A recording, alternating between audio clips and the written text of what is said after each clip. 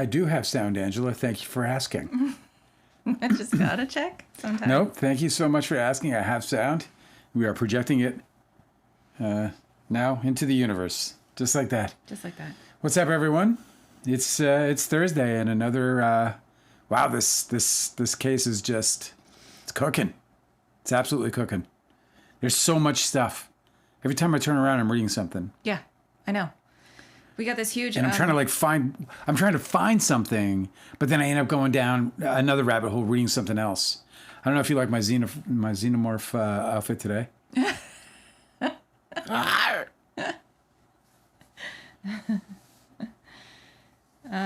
Evil number one. Who is evil number one? Is that Delicate?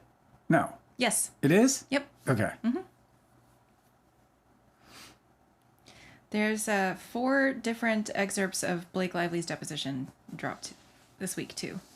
What's up, Delicate? You know how I knew it was Delicate? Because she was like, hola. She says hola. Say again now? 4 different excerpts from Blake Lively's deposition dropped this week, too. Yeah, we should just fucking hit that right now. Also, do you know who Justine Harris is, or Ashley Humphreys, or Aaron Culata? I'm seeing all these new names, and I have no idea who these people are. No, I don't know who you're talking about. Lots more depositions. Just a bunch of it's probably like assistants and right. People like that. Guy at the bus stop. Like they drove by. When they drove by, I heard them say. For instance, Shelley Ann Carroll, her deposition involves her having been present when Jamie Heath shoved his phone in their face with a video of his wife on it. Yeah, so that's the big talk, of course, today is that the hearing occurred, and today with the motion for summary judgment filed by the Baldoni side of things. So they had their big hearing, and I've certainly been reading banter about it back and forth all day. Specifically, the hearing was on the motion for summary judgment and the motion for summary judgment on the pleadings, which were somebody who knows about law much more than I do was disappointed that he combined the two, making it seem like he was not going to that he was going to deny the motion for summary judgment on the pleadings that was like a hint by him combining them. Yeah. I mean, I don't know why, but that's what they said. They're not gonna get the summary judgment. It's not gonna happen. He's not gonna throw out the case. I agree. And I think that I learned so much about this process, right? From other people. Yeah. And lawyers and stuff. Yeah, that's cool. But the motion for summary judgment was basically like, can we agree that you guys agree on stuff? And there's almost nothing that they agree on. It seems like they do agree that now the Wayfarer parties have changed their recollection of what Blake Lively was wearing during the birthing scene. And so now it seems like they all agree that she was wearing a modesty patch. A modesty patch, yeah. Yes. Yeah. They didn't say that before. No. They said she was in shorts. So there's like little details like that they do agree on now that I guess they don't have to litigate. So homeboy. Homeboy? Yeah. Was he was in there Oh, Justin Baldoni's homeboy? Yeah. Adam Monsheen? He got up in it. Just like Justin Baldoni promised. Honestly, it's just Angie and Eddie called it a shit show. Yeah. And just the more we learn, yes, the more shit show it was. Mm-hmm. And there's only 2 people who are ultimately responsible for it being a shit show. There are only 2 people. Who? Justin Baldoni and Jamie Heath. Those are the only 2 people who can be ultimately responsible for it being a shit show. It was their show. We saw today this week in all of the evidence that got dumped, we saw handwritten notes. Yeah. Somebody was taking handwritten notes in a meeting. I can't remember who, it wasn't labeled whose handwriting it was, but when they present it in a deposition, we'll know who it is. Okay? Yeah. But anyway, the handwritten note was like a grid. And they said, director, amateur, producer, amateur, first AD, amateur. Yeah. Like the producers were, it was Blake Lively and Ange Giannetti were like working together on trying to figure out how to replace the first AD because they needed somebody on set who had any experience. Blake Lively was really distressed about how they weren't making days.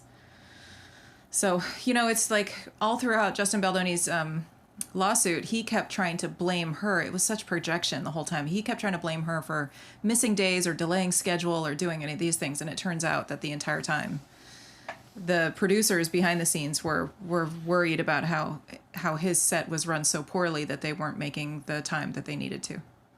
And Blake Lively noticed. Well, and I mean, she noticed just because it's like, it also makes for like a tense set. Yeah. You know, especially if you're sitting there and like, you know, I've said this time and again, and I'm just not going to stop saying it. I'll say it all the way through the fucking trial, and I'll say it after the judgment too. Say it. If you project onto the world this image that they projected about themselves through Men Enough, then you have to deliver. You have to deliver, and you don't have to. You have to over deliver. Do you know what I mean? You just have to over deliver.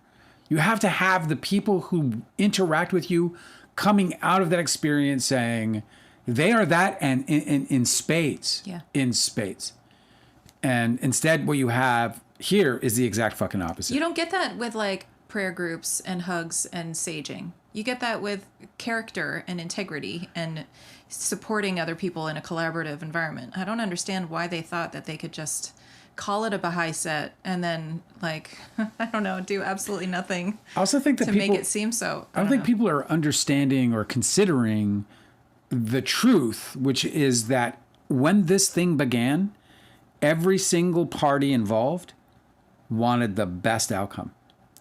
Every single party involved wanted the other party to succeed. Yeah, absolutely. And believed in that moment, yeah, that's true, that the other party would succeed. It is really weird because early on, like even in pre-production, it seemed like Justin Baldoni was the first person to introduce this idea that there was any antagonism, that there was anything not supporting that view, right? Yeah. He seemed to be the first person who was starting to read into things negatively when everybody else was like, we're working together, everything's going great, we're going to make a great film together. He was like, I don't know, she's saying some things that make me a little scared. Yeah. You know? Yeah. Like, I don't know why he didn't embrace that from the very beginning. Be like, yeah, all these people are here because they support me. I've put together a crew and a bunch of people in support of this vision, and it's all going to work out because we're all doing it together. I don't know why he started to, like, develop this, like, weird sense of antagonism coming from nowhere. It's a shame. It is a shame because, you know, again, everyone's intention and expectation was great, and everybody wanted everybody to succeed. You know, there's always been this chatter around trying to steal the property and steal the sequel and all this absolute fucking nonsense. Having the financing already in place is a benefit, not a drawback. You know, Blake Lively was already attached to the project, and it was almost certain that if it was going to be a giant fucking success, they would have probably found a way to have her working in any sequels. Even if it meant directing, that could have been the punch, you know, who knows? But the point is that they already had the financing in place with Sarowitz and Wayfair. So it would be just absolute stupidity to want anything other than for that to work out, because the hardest thing to get is the money. Everybody's struggle in Hollywood, no matter how big they are. Leonardo DiCaprio and Martin Scorsese, they fucking went all the way as far as to allow an absolute fucking guy on the run a felon currently on the run, Yeah. to rip off a country and their taxpayers from their tourist fund in order to get Wolf of Wall Street financed. Financing is so fucking hard to come by. And the studios, this deal that you see that everyone got some exposure to in this case, is the kind of deal. There's also some gap financiers that can happen in other projects, but it's the kind of deal that happens. It's where two studios or two piles of money come together. Titanic was really one of the movies that shaped this model of financing going forward, because James Cameron had gone so far over budget that they had to pull in another studio. And they did. And the rumor all around Hollywood at the time was like, oh, Titanic is going to fucking sink before it even gets to sail.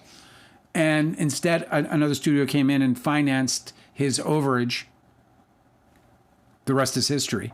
But in that moment, the studio's co-financing became a thing because they were always competitors, obviously. And then all of a sudden they're like, whoa, let's hold hands. So the arrangement at Wayfair was a benefit to Blake Lively if Blake Lively had interest in being a part of the sequel, because, and this is also important, she was never going to own it. She was only ever going to have a piece of the pie or the authorship she so craved. Yeah. So these are the things that she had already access to. She had an abundance of access to all of that, the things that were desirable around it. Ownership is meaningless unless she's trying to build a library to sell. She's not going to do that because she's not going to become a distributor. I learned a lot more about the context around the film buy credit that I didn't know before. Okay. I thought from the very beginning that Justin Baldoni was like obsessed with this a film by credit because he just obviously, he's an egomaniac and he wants to be known as the filmmaker who's like got this auteur, label, right? A film by Justin Baldoni. Yeah. I thought that when he was... Did you see the latest Baldoni? Have you seen the latest Baldoni? He's really grown. He's really grown since... It's incredible. It's the best Baldoni I've ever seen. Of all the Baldonis, this is the best Baldoni. And I've got my Baldonis ranked. Go check. That's amazing. It sounds ridiculous, right? It sounds so... Yeah. It's the most absurd thing. That's how I felt like everybody was treating this thing, right? Because it's absurd to everybody but him. Well, so the only evidence that Brian Friedman ever showed anybody in Baldoni's lawsuit about him having a film buy credit stripped by Blake Lively. It was an email that doesn't have anything to do with Blake Lively whatsoever. It was from Sony marketing being like, hey, we really like our poster design we've already been using in Europe. What if we keep using this here? It doesn't have your film buy credit. That's taken off, but is that cool? And they're asking Wayfair. This is a common occurrence. Of course. Yeah. And I was like, okay, well, Baldoni's off his ass thinking that Blake Lively has anything to do with it. However, new text messages and emails have been revealed. Yes, they revealed that it wasn't just Blake Lively, but a bunch of people who were working on the film had a big fucking issue with his film buy credit. Oh, is that and true? It wasn't that they were trying to strip it from him. It's that he didn't... The film was very clearly being patched together by a bunch of different people. He was not the leader that anybody said that he had not been the leader from the very beginning. It's not his story. It wasn't his screenplay. He was just the director, right? It's so crazy. He never should have had a film buy credit. It was just his invention. Yes. I just didn't realize that a film buy credit usually goes to somebody who has created a story and then brought that story Written and directed, yeah. Written and directed, right? Yeah. Exactly. But even written and adapted, or they could co-write. Yes, right. So but they can also write. They can also direct and produce, and then because in their producing role, they would probably likely have a very deep role, as most directors would anyway, in the development of the screenplay as it gets to a shooting script. Right. Take Oliver Stone and Natural Born Killers as an example, right? Like it's nothing like the Tarantino script. Yeah. And that was because of Oliver Stone. Gus Van Sant and Good Will Hunting is another one. But was that a film by Oliver Stone? You know what I mean? It was, yeah. It was. Okay. But that's what I'm saying. Like that's when it is, because when you've established yourself as a director, where you have where there's an anticipation for your interpretation of something. Like Kubrick, it's still a Kubrick film, even if it's a script he never wrote, or it's based on an IP like The Shining, because he's Kubrick. I just don't know if Kubrick got a film by Kubrick for The Shining. I know that he got. I don't know. I don't know about this, like a film by credit and how and when it's been used and how, like what. Yes, are the it's rules typically about for it? writer directors. Yeah. But it also that includes adaptations and co-writing situations can include that, but it's also not exclusive to that. Mm-hmm. But okay, well, I'm still trying to figure all this out. Then it doesn't seem like it's very well defined, but I just thought it was a bit of a revelation that it seemed like a bunch of people who were involved, producers, Blake Lively, other people, Christy Hall, Colleen Hoover, there's a lot of people speaking for other people, so we don't hear from them directly. But the fact that it's like it can't be a film by Justin Baldoni because he is such a small part of this whole film. And ultimately, when the edit is so different than the one that he created, like for instance, in the evidence drop that we got this week, we have Colleen Hoover's notes, where she first saw Justin Baldoni's edit of the film, and then she saw Blake Lively's edit that Sony had started to put together. Okay. Yeah. And then she has all of these notes about all of the ways in which it improved, and how much it changed, like several pages of dense notes. Okay. Mm-hmm. So I'm just saying, like, it just seems reasonable for people to be a little bit like, irritated by the fact that he's still fighting for his film by credit, when everybody is saying that the film that ended up coming out isn't even the one that he crafted. Do you know what I mean? I do. I know exactly what you mean. It makes a lot. There's a lot more. The stakes are higher for that little conflict. Before I thought that he was just being vain and being like pissy because he couldn't get his little credit that he wanted, his little vanity credit. I didn't realize that it meant something to other people too. You can't see this, but I just put up an eBay poster, an eBay thing for everyone. We're all looking at it now. I put up this eBay ad for a Natural Born Killers poster. And here's the Natural Born Killers poster. This is Oliver Stone. This is a guy who directed Platoon. Yeah. You know what I mean? Okay. This is a massive director, not some fucking guy who no one's heard of. And this is Woody Harrelson's, so you have obviously the stars above the title.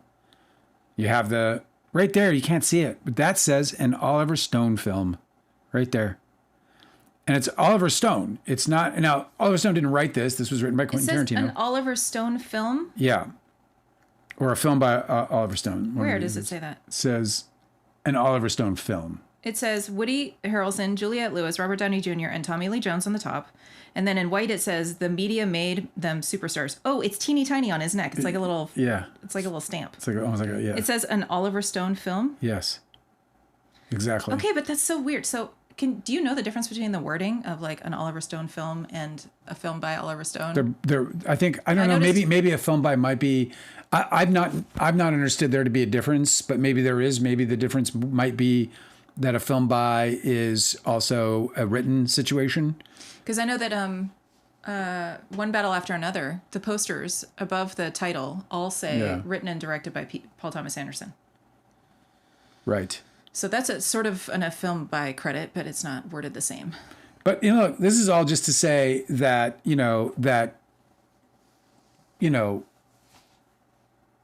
Justin Baldoni didn't deserve one, and it would be totally appropriate for everybody who was working on that movie to which that would matter, would agree that he doesn't deserve that. That would be a perfectly acceptable reaction to his vanity credit, which he clearly. I mean, all I saw was the directing in the dance scene, and I knew he's not.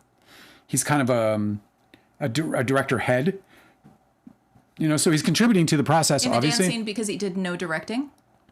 Yes, because it was mostly Blake Lively aware of the light. It was mostly Blake Lively aware of the scene and the understanding and where it really actually does fit. Because, it's not just that Blake Lively was trying to avoid being, fucking molested by this guy.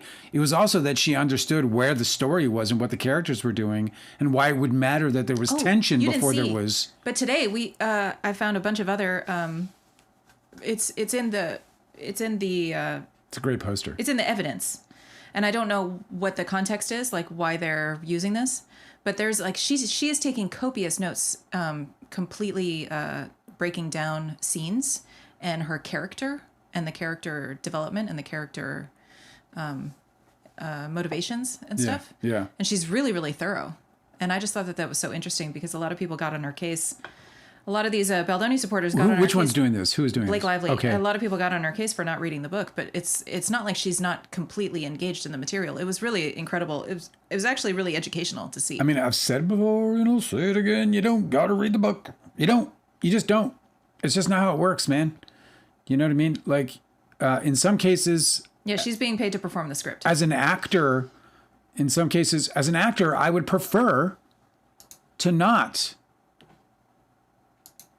read the book. Because as an actor, especially if there's a substantial difference in the character that you're playing versus the one in the book. So, and that's not to say that you shouldn't Oh my God, our scientist is here. Sweet. Quick, my heart. So yeah, you know what I'm saying? A scientist said, I'm ready with a band hammer if they start spamming.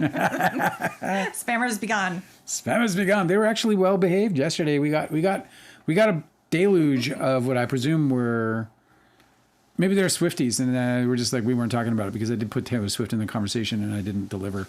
There's that. Anyway, where was I? Damn it! I got distracted by seeing our old friend. Do you remember where I was? No. You're not listening, are you? No, I was. I was also distracted by our old friend. Well, I want to share with you some things about this hearing today. Yeah, please. Okay, so it was really interesting. There was the hearing on the motion for summary judgment. Here's a few things that were brought up. MJ, the lawyer, was there and taking a bunch of notes, and that was really great. So She was in at the hearing. yes, and so if you Fuck, guys, I want to be at the hearing, dude. I feel so jealous. I'm jealous. you're jealous you didn't go to a hearing. Suddenly jealous. That doesn't sound like a super exciting time to me. Call me crazy. I'm deep into this thing, man. I'm There's like past the there's knees. like a massive winter storm and hitting New York, and then going and sitting in a fucking stuffy courtroom. Like, no thanks. I'd rather be doing this. Anyway, MJ the lawyer is going to do a whole write-up and probably a series of videos, and so I'm sure if you guys want better information, you can go and talk and look at her. Look at what she's putting out because she's great. Wait, before you go, Cosmic Energy says the directors that want to give credit to everyone involved use a blah blah blah film, and directors that are their own, but are around the corner use a film that's a film by. That's the difference. I'm not sure I totally catch that, but yeah, I can understand where you're coming from. Like, yeah, like like if it was like producers, it used to be like a Dale Wheatley production. Yeah, but like I can imagine that there's like. Which obviously At credits first, I'm everybody. like, okay, so there's different ways that they word this. It must mean something. But then also, I'm like, well, what if it's just taste? Like that could just be. They could just be like, oh, I would prefer this. This looks better on the poster, or this sounds better, or whatever. Yeah. Maybe there isn't any difference. I don't know. So who was it that was saying that there is a difference? Cosmic. So Okay. directors that want to give credit to everyone involved use a Dale Wheatley film. Okay. And credits that are up their own butt. Oh, that's supposed to be two T's. A film by. Yeah. And around the corner use a film by credit. Film by credits are just gnarly. They're just gnarly. They're You stupid. never would. Me, no. No. Would you do a Dale Wheatley film? No, I wouldn't. No. I certainly wouldn't. I wouldn't see when the I use think in about it. like the I don't see the fucking use in it. I don't think anyone gives a shit at all. No, of course not. Yeah. Nobody gives a shit. The only thing that matters is whether or not the fucking movie is good. Yeah, right. The only thing that matters is whether or not the book is good. It doesn't matter if Leonardo DiCaprio, fucking shoots peroxide out of his butt or not. It's just, is the Spoiler, book good? he does. Is the book good? That's all that matters. That's a spoiler, Dale. Oh God, Angela, read my comments from now on. Dale can't see. This is true. He also said please, but I took the please away from him because I also edit while I read. Okay, listen, I'm trying to tell you about the hearing, okay? Okay, yeah, let's go. Okay, so here's some interesting things. Cosmic Jersey's trying to take us off the rails. Yeah, okay, well, it's up to you. You're Resistance. the driver of your own train. Okay. Okay, so they were trying to apparently at the hearing today they were trying to discern whether she is an independent contractor or an employee. So that I guess says one thing or another. So they're trying to figure out the legal framework of like which laws apply to her complaints. Okay. So that makes me a little worried that they're still trying to figure this out. Even though Wayfarer's own employee handbook or whatever it was that they are referencing all the time for their sexual harassment policy, it says that it doesn't matter whether somebody's an employee or an independent contractor, that all of their rules still apply. So I feel like that's definitely relevant. Not in terms of how the law is applied, but in terms of how Wayfarer is a bunch of hypocritical jerks. Okay? What I just don't understand though is see, because it seems to infer to me that if I work with nothing but subcontractors, then I can ultimately harass them. I think that this is a problem with American labor laws. So I can harass ICs. I just can't. So they just don't harass have the same employees. protections unless you're as they would if you were an employer. Wild. I think that's often why people use independent contractors and keep them like that, so that they're not beholden to they don't have any responsibilities for them.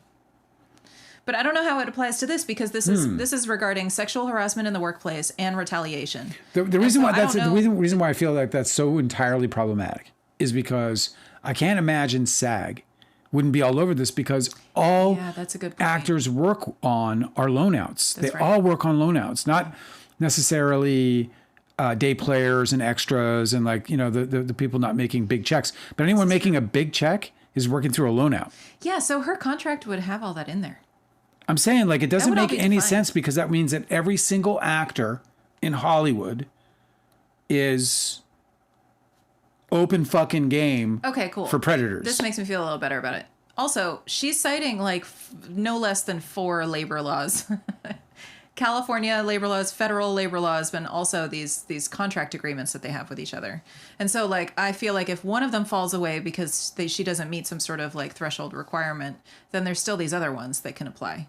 Like there's no way that these guys are just like, skating away free just because she's an independent contractor, So anyway, I thought that was interesting. MJ, the lawyer, said that she thought that the judge was going to punt most of it to the jury, which makes a lot of sense. That a judge would be really conservative about this sort of ruling and not make any decisions and just let if there's any question whatsoever, that he would allow it to go to trial because that means that things are still under contention. Okay. Yep. MJ, the lawyer, said it has to be 100% that she is not an employee for him to decide that issue. Correct. Like so clear as a matter of law. But he was asking on sexual harassment, like, what is the line that has to be crossed for it to be harassment on a movie set? And he explicitly said, just because you sign up to do a movie about sex does not mean you consent to be harassed. It cannot be that way. The lawyers were actually arguing and they even referenced heated rivalry. I heard this. I read this. Yeah. I was going to bring it up. Heated rivalry is just everywhere, bro. Okay. It's crazy. So it actually is a really good comparison because it's a good comparison and a bad comparison because it was a book that was an IP that was turned into a film, and the book had sex scenes, and the people who were not a film, I'm sorry, a TV show, but the filmmakers had decided that they sorted out that there was going to be sex scenes from the book in the in the picture. Yeah. Okay. It's a steamy show. It's a bad comparison. Spicy show because it is a romance novel series, and Colleen Hoover's her novel is not categorized as like steamy, sexy romance. It's not, but it's romancy. Right. It has romance elements. Well, So it is written as a romance novel, like in terms of structure. Like it's about relationships. It's about love. I know. It's about struggle because romance isn't always, the Notebook. Right.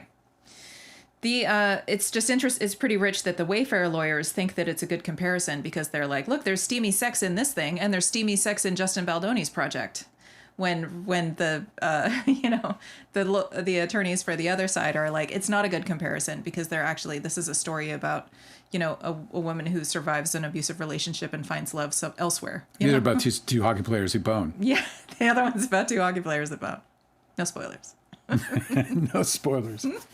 That's funny. Yeah, so that's cool. But they also people are assuming that maybe they just brought up heated rivalry for clicks. So I'll tell you though, this is going to be another one of them lawsuits that just that will strike fear into the rest of Hollywood because so much junk is coming. We're seeing so much junk, like that feminist who called her, what did she call her? Yes. Jamila, whatever her name is. Yeah. What did she call her again? She called her a suicide bomber. A suicide bomber. What the fuck is wrong with these people? This is what I'm saying. Who the fuck uses because they think, like this is it, like. I mean, come on, what the fuck? I just want people to know who texts me. What? I just want everyone who knows. I want everyone that texts me knows that, I don't delete my texts. Okay, what do you say? So don't say something in your text to me that you don't want to be known for, because I'm like, I could get sued any day. Oh yeah, right. You'd have to turn it all over. I just think it's just so embarrassing to there's real problems. I'm just saying people shouldn't fucking communicate with people in a way that would embarrass them if the communication were to get out, because the communication can possibly get out. Do you know what I mean? That's what I'm trying to say. What I'm saying is I can't believe that these people are sending these fucking texts that are that could in isolation or just, in their own context alone, paint a really unsavory picture of themselves in a world that is so fucking competitive and on which your reputation ultimately is your passport to a good life. Mm-hmm. Do you want to hear more about the hearing? Yeah. Okay. Do you know why we got on that subject about Jamal is her name, I think? It was revealed a text message thread with her and Jennifer Abel. I just brought it up randomly, like I normally do. I just ran into a random, like, this is going to be one of those fucking lawsuits that strike fear through all of Hollywood because. Oh yeah, like don't run your fucking mouth. Don't run your mouth. Yeah. Like I bet you managers are now going to be like, listen, don't run your fucking mouth. You keep your mouth that's such a big problem. shut. Yeah, just on this last thing that I was saying about this point that the attorneys were arguing that if you sign up to be in a film with explicit sex scenes, then you should be accepting of all kinds of sexual advances, is basically the argument that they were making. But the judge, which I thought was really revealing and seemed very positive, he pushed back on it and being like, well, okay, so she signed on to be an actress in a movie where there's sex scenes, but did she consent to be harassed? Do you know? Like there's a fucking difference. Obviously. And he recognized it, so I thought that was very encouraging. Yeah, I'm telling you, there's no way. There is no % chance that this thing is going to get thrown out by this judge.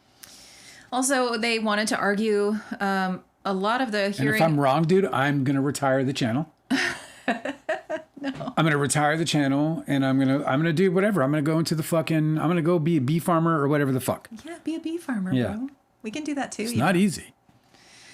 Another thing that they spent a lot of time arguing about the exact situation with Jamie Heath, showing his home birth video to Blake Lively and also him walking into the trailer when she's undressed. So that was a big prominent thing in the hearing. I think what the Wayfair attorneys were trying to do is get Heath's case thrown out. They tried to, of course. And that's just never going to fucking happen. No. Because he's the most involved in directing the smear campaign after it's being paid for. He's one of the people who separates from Stephanie Jones. He's one of the people who is, when one of their own people says, hey, the women in the cast are getting a lot of hate online, it's Jamie Heath who responds, let's stay the course and let's keep doing the publicity and the PR that we're doing, even though these women are getting hate comments. You know what I mean? Yeah. So he's involved in all different levels of this. So I don't think that he's going to get excused. I wonder what cosmic urgency means by the Bernardo Bertolucci defense. Do you know what Bertolucci was up against? Oh, yes. Well, he it's very controversial that he had sex scenes where he basically tortured his actor. Oh. You remember this, right? I think I do. It was like sex scenes where he basically filmed her being like genuinely attacked. All in the name of art. Yeah, trying to get that performance out of her, No, it's what, like Lars von Trier crosses the line. Does he really? I mean, I wouldn't say he crosses the line. I would say he approaches it with earnest. Yeah, but in earnest. I don't know that I heard that the people who work for him are like surprised or, victimized. Oh, okay. Is that true? Is that what happens? I don't know anything about it. I'm not going to speak to that. I don't know enough to say anything about what the cast went through on any of his I'm sorry, productions. You brought his name up, so I was asking what you know about it. He has extreme scenes in his work. Right, but they're written, right? And they call for extreme conditions to work under. That's all I'm saying. Like, for instance, the first does one that Haneke. comes to mind is Antichrist, which is not a date movie. No. Do not invite your grandmother over to watch that movie. It's not. Oh my God, it's my favorite actor Willem Dafoe. Don't believe No. that. It's not him. No. It's him, but it's not him. It's just not him. And Nymphomaniac? No, that's not a date movie. Not a date movie. Definitely not a family movie. Hey, Mom, have you ever seen this movie Nymphomaniac? I know that's a crazy title, but it's probably. I mean, it's here on Netflix. It's probably films? fine. Let's just put. Oh. Also, we have these hearings are often live tweeted by this guy who has an account on Twitter. He calls himself Inner City Press. So he was very Inner helpful City today. Press here. This one that I screenshotted for us, Lively's lawyer, he came into her trailer and glanced at her, she says. He calls it trivial. Miss Lively and her veteran makeup and hair specialist say that they said no, no, no, and that her breasts were exposed, but Mr. Heath came in anyway. The one thing that he did say there that like gave him some, which is true, is that Blake, according to the evidence at least, pardon me, is that Blake Lively said, she said, I know you didn't mean to look at me. Yes, I know. I think that every woman hearing that comment understand what that is. People are very... Well, it's interesting because you can here. Let me play it out for you. Yeah. I know. You didn't mean to look at me. I know. They wanted to get him out of the trailer. Did you see what I just did though? Yeah. I mean, it's like, oh, I know you didn't mean to look at me. Also, you're dealing with guys who have been shown have already shown that their fucking butt hurts so fucking easily. So yes, they do something wrong, but then you're gonna try and like pacify them because for number one, they want to get him out of the trailer. Yeah. It's weird that he's in there in the first fucking place. So now he's offended. So what you're trying to do is like keep him from standing there in the trailer trying to explain himself and doing that whole fucking song and dance. She's like, I know you weren't trying to cop a look. Just get the fuck out.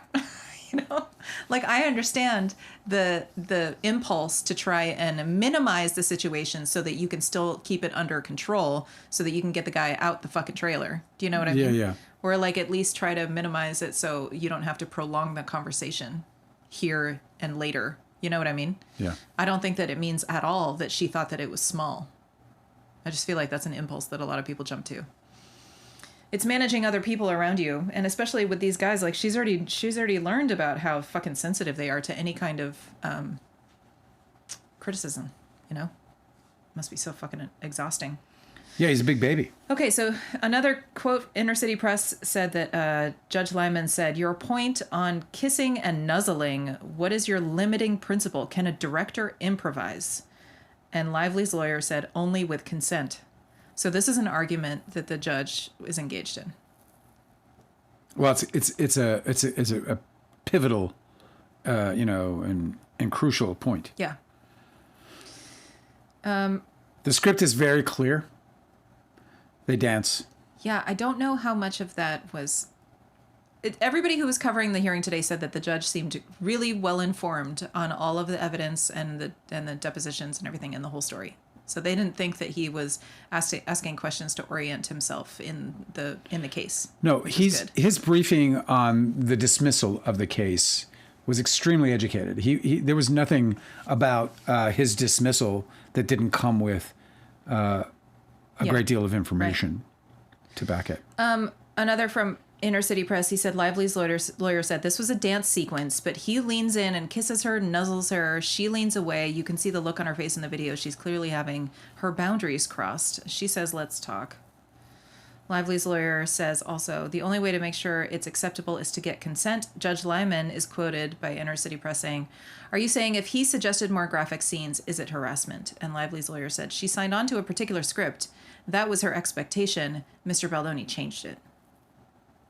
So that's interesting that they're having that conversation. It's a big fucking deal when you're talking about things like this. It's, and there's a separation between things like stunts or intimate scenes and improving dialogue or even situations or even adding characters or doing things that are not requiring the actor to be in any kind of vulnerable spot or place or be revealing in any way. Yeah. Personally revealing. So it's important. Let's see. I have more things. Let's see. I've been going through a lot more of these, all these exhibits. I think Cosmic Urgency is talking about how depressing Dancer in the Dark was. You know what's so cool? I talked to my mom last night, and in the book I talk about my Dancer in the Dark parka. Well, I left it with her. She still has it? And I was like, you make sure you fucking have that. She went and looked, and she has it. Oh, sweet. So I still got my Dancer in the Dark parka from 25 years ago. Yeah, we got to go collect it. That's pretty cool. It's a goddamn antique at this point. Yeah. All right. Let's hear from the chat a little bit. Vintage. Let's do it. What's up, chat? What's going on? Oh my goodness, man. This case is just fucking burning up. It's insanity. Hinata said The Ben Affleck stuff, did you read that? I did, yeah. Wow. I didn't want to read it on the live because it's kind of, I don't know the point of it is to, I mean, other than like... It's to make her look bad. Well... It's a weird thing, though, because here's the weird thing about this, and this is kind of a part of sort of the thing that I was faced with as well. And that is that Hollywood is an insular place, and it's like, and your friends are the industry. Your friends are the industry. So to call up my friend, like, okay, like say, you know, like, so to call up a friend and be like, dude, Leo's a fucking piece of shit. Like, say I was friends with Joaquin Phoenix as well as Leonardo DiCaprio back in the day. Okay. And say those guys weren't friends. They were acquainted, they were acquainted in some way, but they didn't know each other really like friends, like say I was. Yeah, it's like all these people are in the same high school class. So I could very well have, in the event that unfolded between Leo and I could have called up my friend Joaquin and said, yo, man, this fucking Leo DiCaprio is a fucking piece of shit, dude. He's a fucking piece of shit, like genuinely a piece of shit. And then I can go in and tell him about all the different ways in which I think Leonardo DiCaprio is a piece of shit. And I'd be talking to my friend who is also the industry. Yeah. So there's this, it's part of the problem with the industry. And the weirdest part about it is that while we're in this sort of state where we have to, or this place where we're insular and our friends are the industry itself, we also understand fundamentally that reputation is the biggest currency with on-camera talent. It is the biggest currency. I mean, it's the biggest currency all around in Hollywood in general, but certainly on camera talent. And so that's where it gets really deceitful. That's where it gets really like where the rumor sort of, milling gets really bad, right? Not just rumor milling, but the backstabbing and right. all that starts to really like come into play. I think my biggest takeaway from seeing the text messages between Blake Lively and all of her famous friends when she's trying to show them the cut of the movie and get their opinion about it, I feel like the only reason to seek fame is to have proximity to super, super talented people, right? Because she's asking her friends for their input because they're really talented and they're really connected and they're really experienced, right? Yeah. And like, that's so fucking awesome. But they're also extremely busy because they're so talented and experienced, you know? So yeah, it's like, I thought it was a little bit sweet to see that even she's a little nervous and trying to figure out how to like pad the question of like, hey, let me take up like 3 hours of your time, which is so valuable to give your expert opinion about this thing that I'm putting together, you know? Yeah. But it's just, I didn't see any value in sharing that with the live because, you know, whatever, it's one-sided too. We only see her message. Well, the only thing that's interesting about it is because it goes what it goes to, and I can understand that from a Justin Baldoni's perspective. It's just like, wow, I'm being trashed over A-list Hollywood. I'm getting like raked over the coals, A-list Hollywood. Oh yeah, but it wasn't just. You know, he had a very good reason to worry about his reputation with everybody because of the way he behaved. Like, I just found this today. Let me just see if I can pull this up real quick.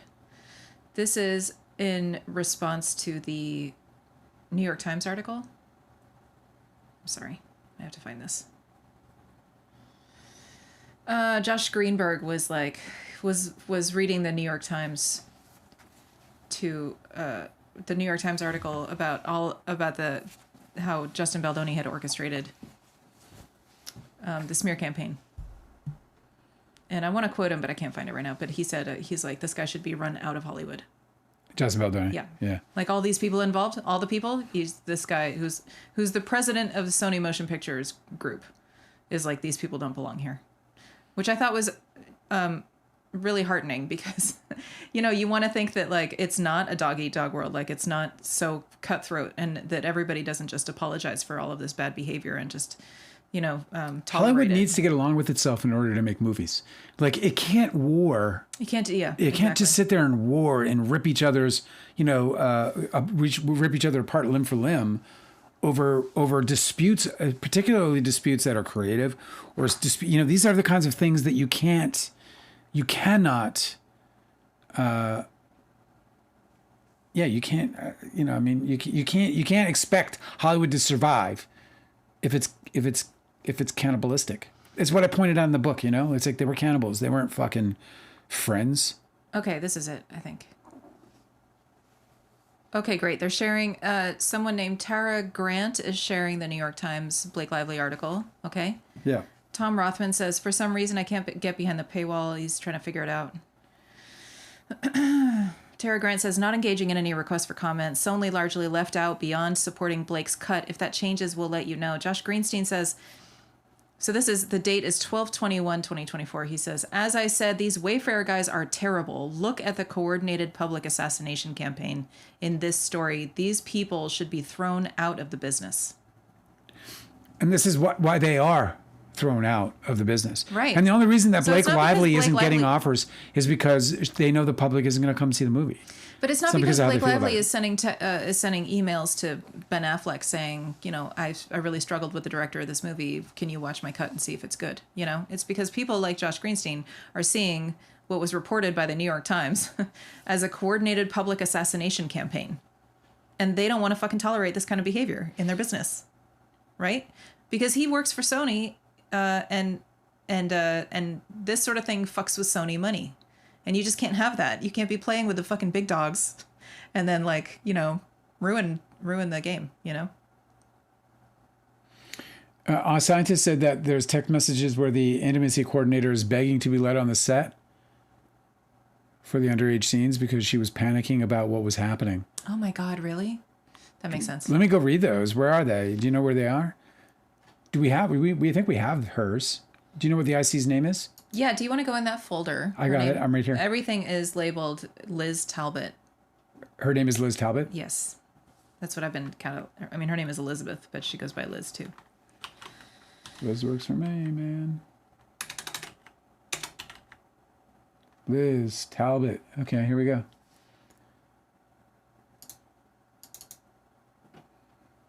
Text messages, he said?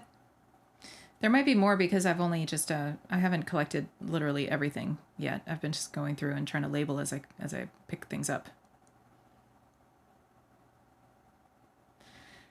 Okay. Hanada said that Jamila Jamil and the Jen Abel texts are great for Lively. Jen Abel said, I never hate someone like her. Will Abel just prove malice? Baldoni resorted to people who hate Blake Lively to defame and retaliate with malice. Yes. That's really interesting. Yeah. Yeah. The more that she can share that these publicists were obsessed with calling her bad names, right? Yeah. The more that she can claim retaliation, because they're not supposed to be concerned with anybody but their client and their own client's reputation. That they spend so much time being concerned about how bad Blake Lively looks and celebrating that goes to show that they're on a smear campaign. Because they're not supposed to be wasting their time doing that kind of stuff. She's not their client, What is text messages were begging to be let on set for the underage? Let me see if I can find that. Cosmic Urgency said, I've noticed way more pro-Lively comments recently under stories about this. People are about this saying case. that. Either the tides are turning or she's joined the bod game. I think the tides are turning, but I think that, we'll see. I think the tides are turning. Look, it's a tough situation because there's some bad stuff out there about her. She's got some bad looks in all this. So Yeah, it's hard to see where it all will land. To me, she seems like somebody who's dealing with a fucking very difficult situation. She doesn't seem like somebody who's trying to destroy his reputation. I'm glad she says he's fucking, they're in a cult and that it's like a cult-like vibe and cult-like set. For Steve Sarowitz to look, when we're reading, and we got to finish this, but when we're reading Justin Baldoni's fucking deposition, it creeps me out. The way he speaks, it's the way he speaks about his faith and how it's a part of everything. Do you know what I mean? But then it's not. In practice, he doesn't ever act like it is. But that's the whole point of him being in a strange. cult. Everything's so compartmentalized with him. He'll turn it off when he wants to, but then it doesn't actually serve him when he needs it.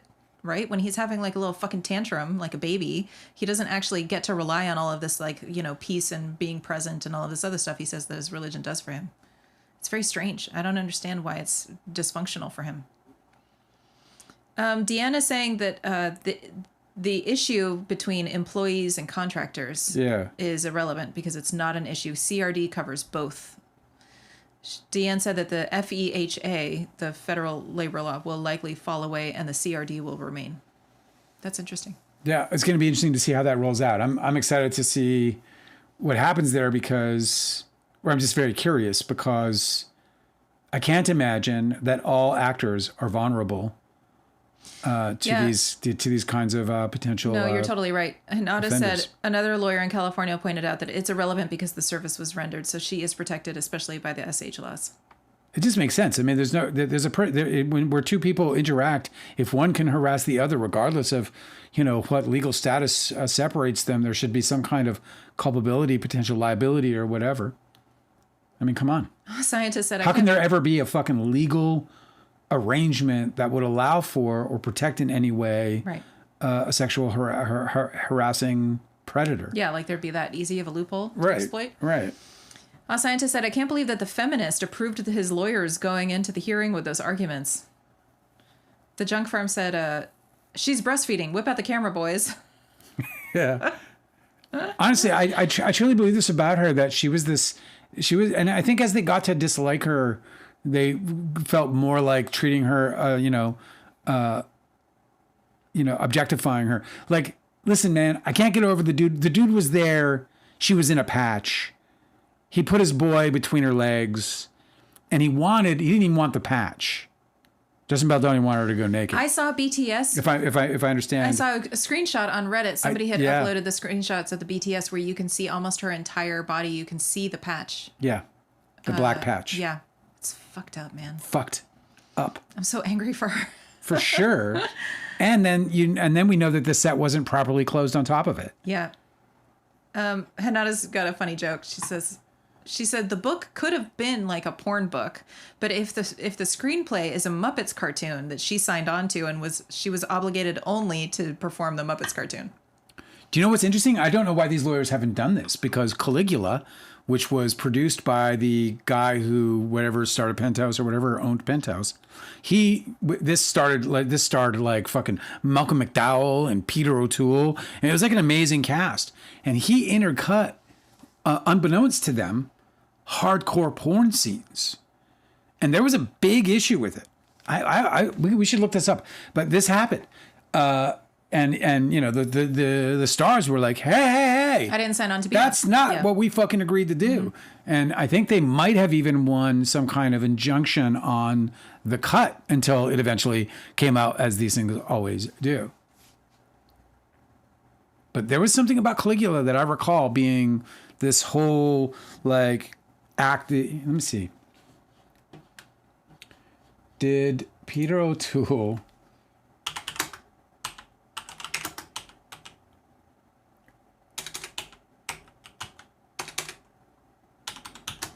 agree to the explicit scenes in Caligula? This is so funny. Deanne said that I always tell clients to act like it will come up and be a part of a court case. Everything that you write down. And because you were a part of a court case where discovery happened, you've been acting like that for the rest of your life. Every single time one of your friends will text you something that's even vaguely problematic, you're like, don't do that, man. It's you true. don't know who's going to end up seeing this in discovery. Yeah, so Peter O'Toole did not agree to the explicit hardcore scenes in Caligula in 1979 and was likely unaware that they were even being filmed. He's unaware of the hardcore footage. So it was crazy. Isn't that nuts? Anyway, yeah, it's true. Oh, yeah. Junk Farm is talking about The Last Tango in Paris. Yeah, that's another one. That's right. One, yeah. Marlon Brando. Yeah. Come on, guys. We figured all this out. We figured this stuff out. Like this is not something we have to keep debating. This became an issue naturally. I mean, it's a natural issue, right? Like when you think about it.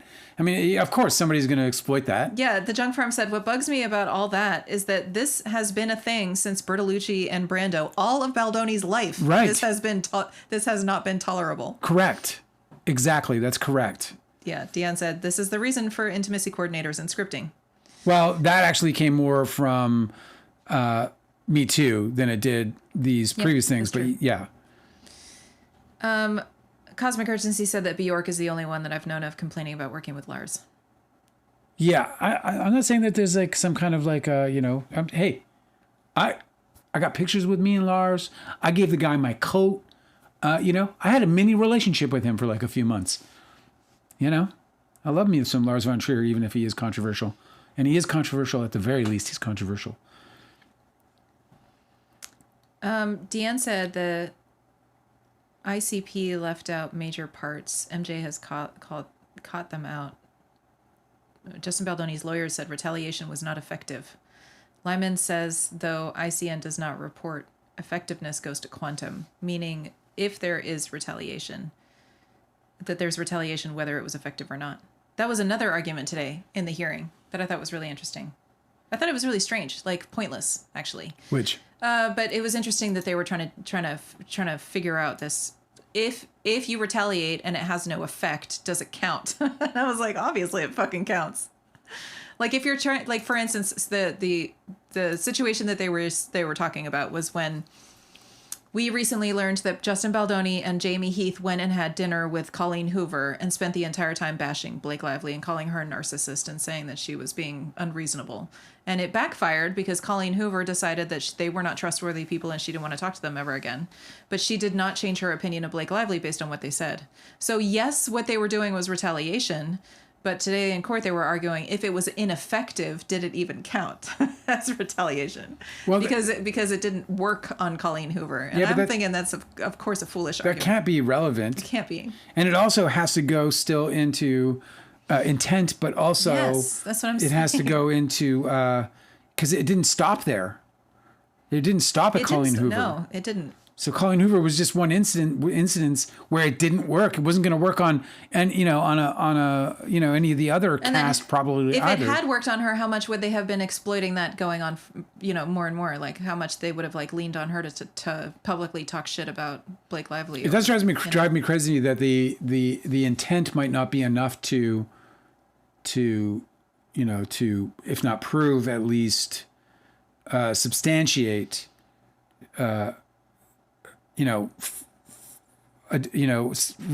similar allegations. I don't know. It's crazy. Okay, so I want to share with you some more of the exhibits that I got today. Let's see. Did you ever find the Liz Talbot emails? Their emails? I don't know. So this. I'm in the Liz Talbot. I have Liz Talbot. So this is from May 5th, 2023. So this is in the very beginning, before they started filming. So I don't know if this is what people are talking about, that she says that she wanted to be involved in the young Lily scenes. Because it seems really early. The young Lily scenes were filmed later, I think. Right. Do you see those? I'm looking right now. Give me a momento. Having a little. Okay, so we have. Hello. Blake Lively texting her friend Lewis. I don't know who Lewis is. You don't know who Lewis is? No. Do you know who Lewis is? No. It's my buddy Louie. Blake Lively said, I actually had my director/co-star call my trainer today to ask what I'll weigh in 2 weeks when we shoot, because he's worried about his back and bone density and wants to be sure he's okay to lift me up for our sex scenes. I've committed to only eating bagels from now on also. He's an actual donkey. I'm ranting about strangers. Listen, dude. Listen how ridiculous that sounds. Like, how ridiculous does that sound? I know. He's worried about his back, and it's her problem. Yeah. Her friend Lewis is really supportive, though, so that was really nice to see. Let me see. There's also this Blake Lively text. People are sharing this with it's a text message with Blake Lively and Taylor Swift, where they are talking about how there's distance between them in their relationship. And a lot of people have been sharing this and eating it up, but what they're totally missing is how absolutely hilarious Blake Lively is. And I just feel like this is like an underappreciated a bit of testimony. Let's hear it. A bit of evidence, I mean. So I recognize it's like I'm not insensitive to the fact that we're sharing private emails between two people. But one of the reasons why I think that it's interesting is because we have a bunch of text messages and we have a bunch of messages with Baldoni in his prayer group, his Baha'i Bros. Yeah. Where he's basically trying to solicit this kind of conversation, and absolutely nobody is picking it up. Like, absolutely none of his Baha'i Bros give a shit enough about him to engage with him thoughtfully the way that these two women do. Okay, so I like to present this as like, this is the difference between what Baldoni has curated for himself in terms of a friend group and what Blake Lively has, naturally, with her BFFs. Okay? Okay. This kind of made me sad. This is December 4th, 2024. So this is right before the lawsuit and the New York Times article. So just a few weeks before. Okay. So Blake Lively has been in the thick of it. She has been the subject of a smear campaign for a few months now. And it's been awful. Okay? Yeah. Blake Lively says, hey, just checking in. I have no reason to ask, but I don't know. I've been feeling like I should. Is everything okay? I feel like a bad friend lately because I was such a sad sack who only talked about my own shit for months. You were generous to not only be the key person there for me during all of it. So there goes that conspiracy out the window. Right? Yeah. You were so generous to not only be the key person there for me during all of it, but also to let me off the hook for being so in it. But I still have a feeling something may not be right. I told Ryan. He said to just ask you. But I feel so stupid and like it sounded needy and awkward for everyone, especially because I can't explain why I have this feeling. And I have toxic masculinity, so I can't be needy. But also I do want to know everything is good, so I'm asking. I always wanted the opportunity to be better friend if there's something I unintentionally did. I know how busy and taxed you are physically, emotionally, and practically. So I don't expect any more from you ever. Just want to make sure all is good. And then Taylor Swift responds. She says, "No, that is so. It is just heartbreaking, isn't it? Yeah, it's heartbreaking. Because when you think about where she was on December 4th, 2024, and how she has been an absolute in the shit, being dragged around, right? Like since I bet you there were some tears. There were some tears and going down her face as she. Yeah, because you're like trying to hold your friendships together while you're being completely like decimated. And there's nothing worse than knowing or feeling like they're falling. Right. So I thought that was very sweet, and definitely like it shows such contrast between how Justin Baldoni will like be like, I'm going through some terrible shit. I'm just asking I'm just asking for prayers. I'll take can I get the extra large yes. friends are fucking me over prayer? I get the extra large one of those, please. What do you say? Catastrophe is my providence prayer? Catastrophe is my providence prayer. Can I get a couple of those? I'll take the family pack. I'll take the family pack of those. So Taylor Swift responds, she says, no, you're not wrong, but it's also not a big deal. I think I'm just exhausted in every avenue of my life. And in recent months, I've been feeling a little bit of a shift in the way you talk to me. Yes, there have been a lot of Justin's stuff, but I've been through things like this before, and I know how all-consuming it is. It's more like, and I feel really bad saying anything about this because your texts have been so nice in their intent, but your last few, it's felt like I was reading a mass corporate email sent to 200 employees. You said the word we like 18 times. And it feels awful to be in any way critical of any way you process what you've been going through, but I just kind of miss my funny, dark, normal speaking friend who talks to me like herself, not like a plural unit. When it's a group I'm hearing from, I feel distanced from you even more than we are geographically. And I know you feel attacked from all sides for ridiculous reasons, so you're feeling like you have to overly explain things or be overly nice or whatever, but it's me. That's just caused a little distance. And you don't need to apologize, just come back, please. Which is just so sweet. And then Blake Lively, who is incredible, she responds, Dear valued customer. Thank you for your feedback. We at headquarters are reviewing your concerns and we'll get back to you in a timely manner. Is that amazing? Yeah, it's perfect.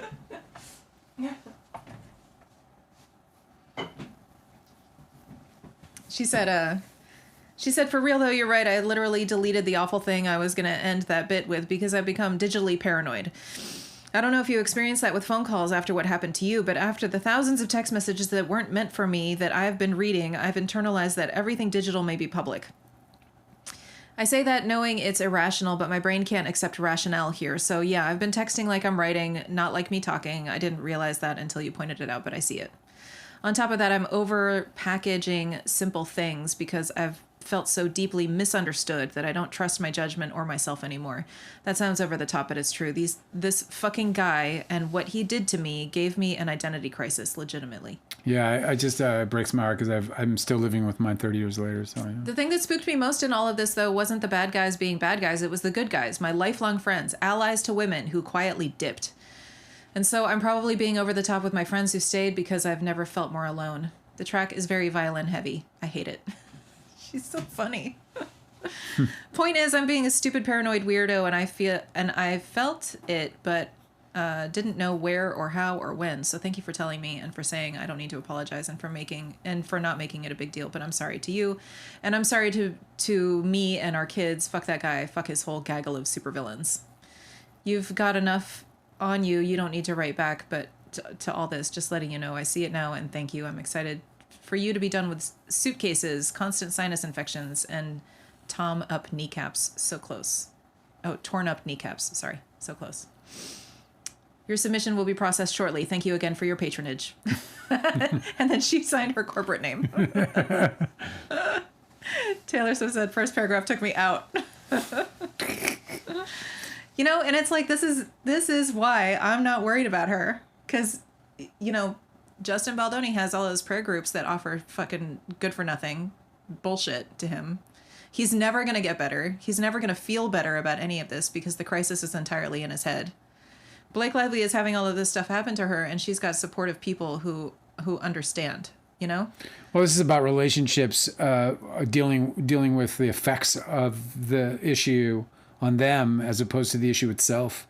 This is, where Justin Baldoni is sitting there saying, please take these burdens and make them yours at least for a few moments a day.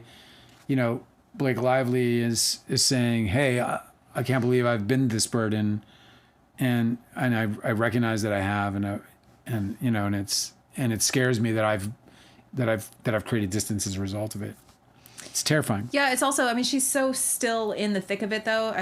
It makes me feel bad that she wasn't given the grace to be weird or different for just a little while because she's dealing with something she's never dealt with before. I think she's been given that grace entirely. In fact, it was her that realized, it was Blake Lively that realized what was going on and then reached out to Taylor Swift, not the other way around. Yes. I think if Taylor Swift was like, bitch, you know what I'm saying? All right, I'm not your fucking lawyer. I'm your friend. And, rather, I think Taylor Swift was just enduring it, even if it was creating some distance between them, because yes, she probably wasn't eager to get on that call.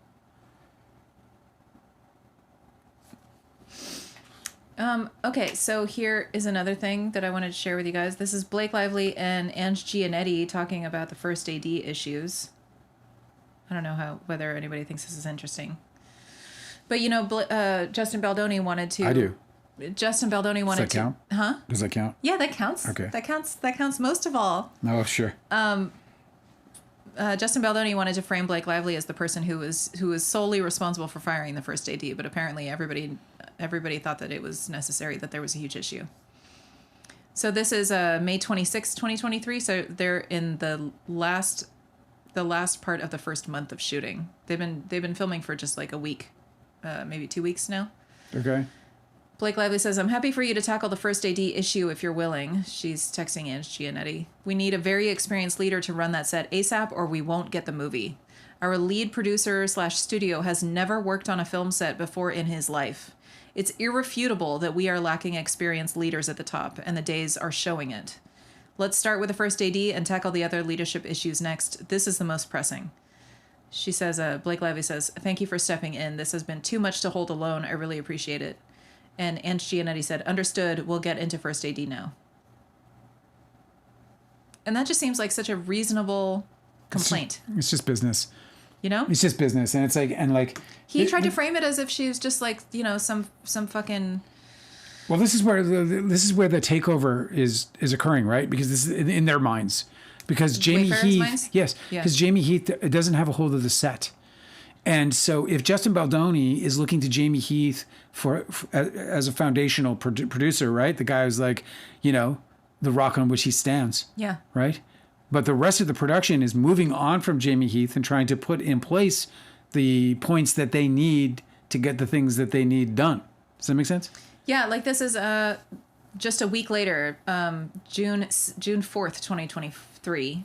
Alex Sachs has replaced the new AD with has replaced the new AD and is telling Blake about it. Absolutely zero pressure, Alex Sachs says. But let me know if you want to speak to our new AD today. Otherwise, you'll meet him and his second in the morning. This is to Blake Lively? Yeah. Okay. Alex Sachs says their names are Alex Finch and George Lambert. And Blake Lively says, I can meet them tomorrow. Thank you, though. She says, of course. Alex Sachs says they are communicative, know how to run a show, and have great attitudes. I'm excited for this new energy. Dude, seriously, like a good first AD, the amount of detail that you get in a single download is insane. That's amazing. It's really it's so admirable. It's probably the most admirable like position when you're on a set and you watch it. I could never be one. I could never hold that much responsibility in my hand at once. Do they seem stressed with all the things they juggle?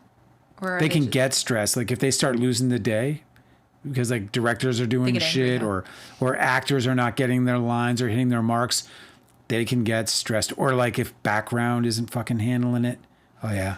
Blake Lively says in response to this, Alex Sachs said, I'm excited for this new energy. Blake Lively says, I hate changes. I hate people losing their job. Separately, I'm looking forward to this running more efficiently. So there she is, the monster. Yeah. There's the monster living without any remorse or regret or empathy. You know, here she's like, fuck, it just sucks that somebody lost their job, but they weren't cutting it. I mean, there's a lot on the line, dude. It's like fucking there's 50 some odd $1 million in the line. Yeah, and the first AD has it all on their back. Yeah. The whole fucking production. Alex Sachs says, totally agree on both fronts. Blake Lively says, it's hard not to feel the personal, but it is business. I hope they were okay. Did we lose anyone beyond the first and second? Alex Sachs says, it's a necessity. I know that is exactly how I feel. I think they're upset, but they'll be fine the second as well. Hey, Alex Sachs says all the PAs are staying. Listen, man, you got fired because you weren't good enough at the job, so go get good enough at the job. Yeah, right. You know, it's just the way it is. Like you got fired because you couldn't handle the job. It's unfortunate, man, but you know what? Fucking kudos to you for sticking your neck out, but it got chopped. We also got this insight. This is from May 26, 2023. So again, that's that second week of filming, right? Second or third week. I can't remember. But anyway, May was the first month that they were filming. So this is Jenny Slate texting with Blake Lively. Let me see if this is the one. Okay. Jenny Slate said, hi, hope you're feeling better and that the little baby's also doing okay. My manager spoke to Ange and we went through the general points of the unprofessional behavior and the feeling that I have that is affecting the work. She said Ange wants to speak with me too, which I'm happy to do. I did end up telling my manager the whole deal, just all of the weird shit that Justin and Jamie have pulled. But now I'm hoping that wasn't an overstep, and I actually don't know how deep she went into those details. I'm going to speak with Alex tomorrow, and I'm going to tell her about my own discomfort and feelings of being pretty unsettled and certainly distracted from my own work. That said, if you don't want me to, I don't need to. I don't want to make anything harder on you, and if you're ever just wanting to take a moment to see how it feels when we're back on set, I get that. Sorry for the literal novel. This last text is very long. Blake Lively said, all good. I think it's great she spoke to Ange because I haven't spoken to Justin or Jamie or Alex about the inappropriate behavior yet. You can just speak to what you've witnessed and experienced. See how she's not coaching her? She's saying, just speak to what you witnessed and you experienced. I told Ange, but I asked her not to mention so that I could personally tackle since I have tried to salvage some degree of chemistry and camaraderie with Justin, who's not only my director, but love interest, and we're not even a third of the way done. Jenny Slate said, okay, totally get it. I'll keep it with me. My concerns about needing leadership, the remark about my wardrobe, but I'll just keep it with me. It's more to let her know that I'm uneasy and that I don't want it to get worse and how freaked out that recording sitch made me feel. Because she didn't know that she was being recorded in their rehearsal. Anyway, they continue like this. Really? Recorded how?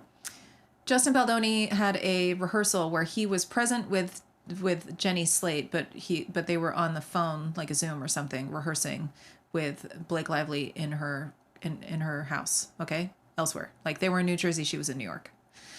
And then after their rehearsal, Justin Baldoni said that he recorded the whole thing, and none of them had been told, and that made them upset.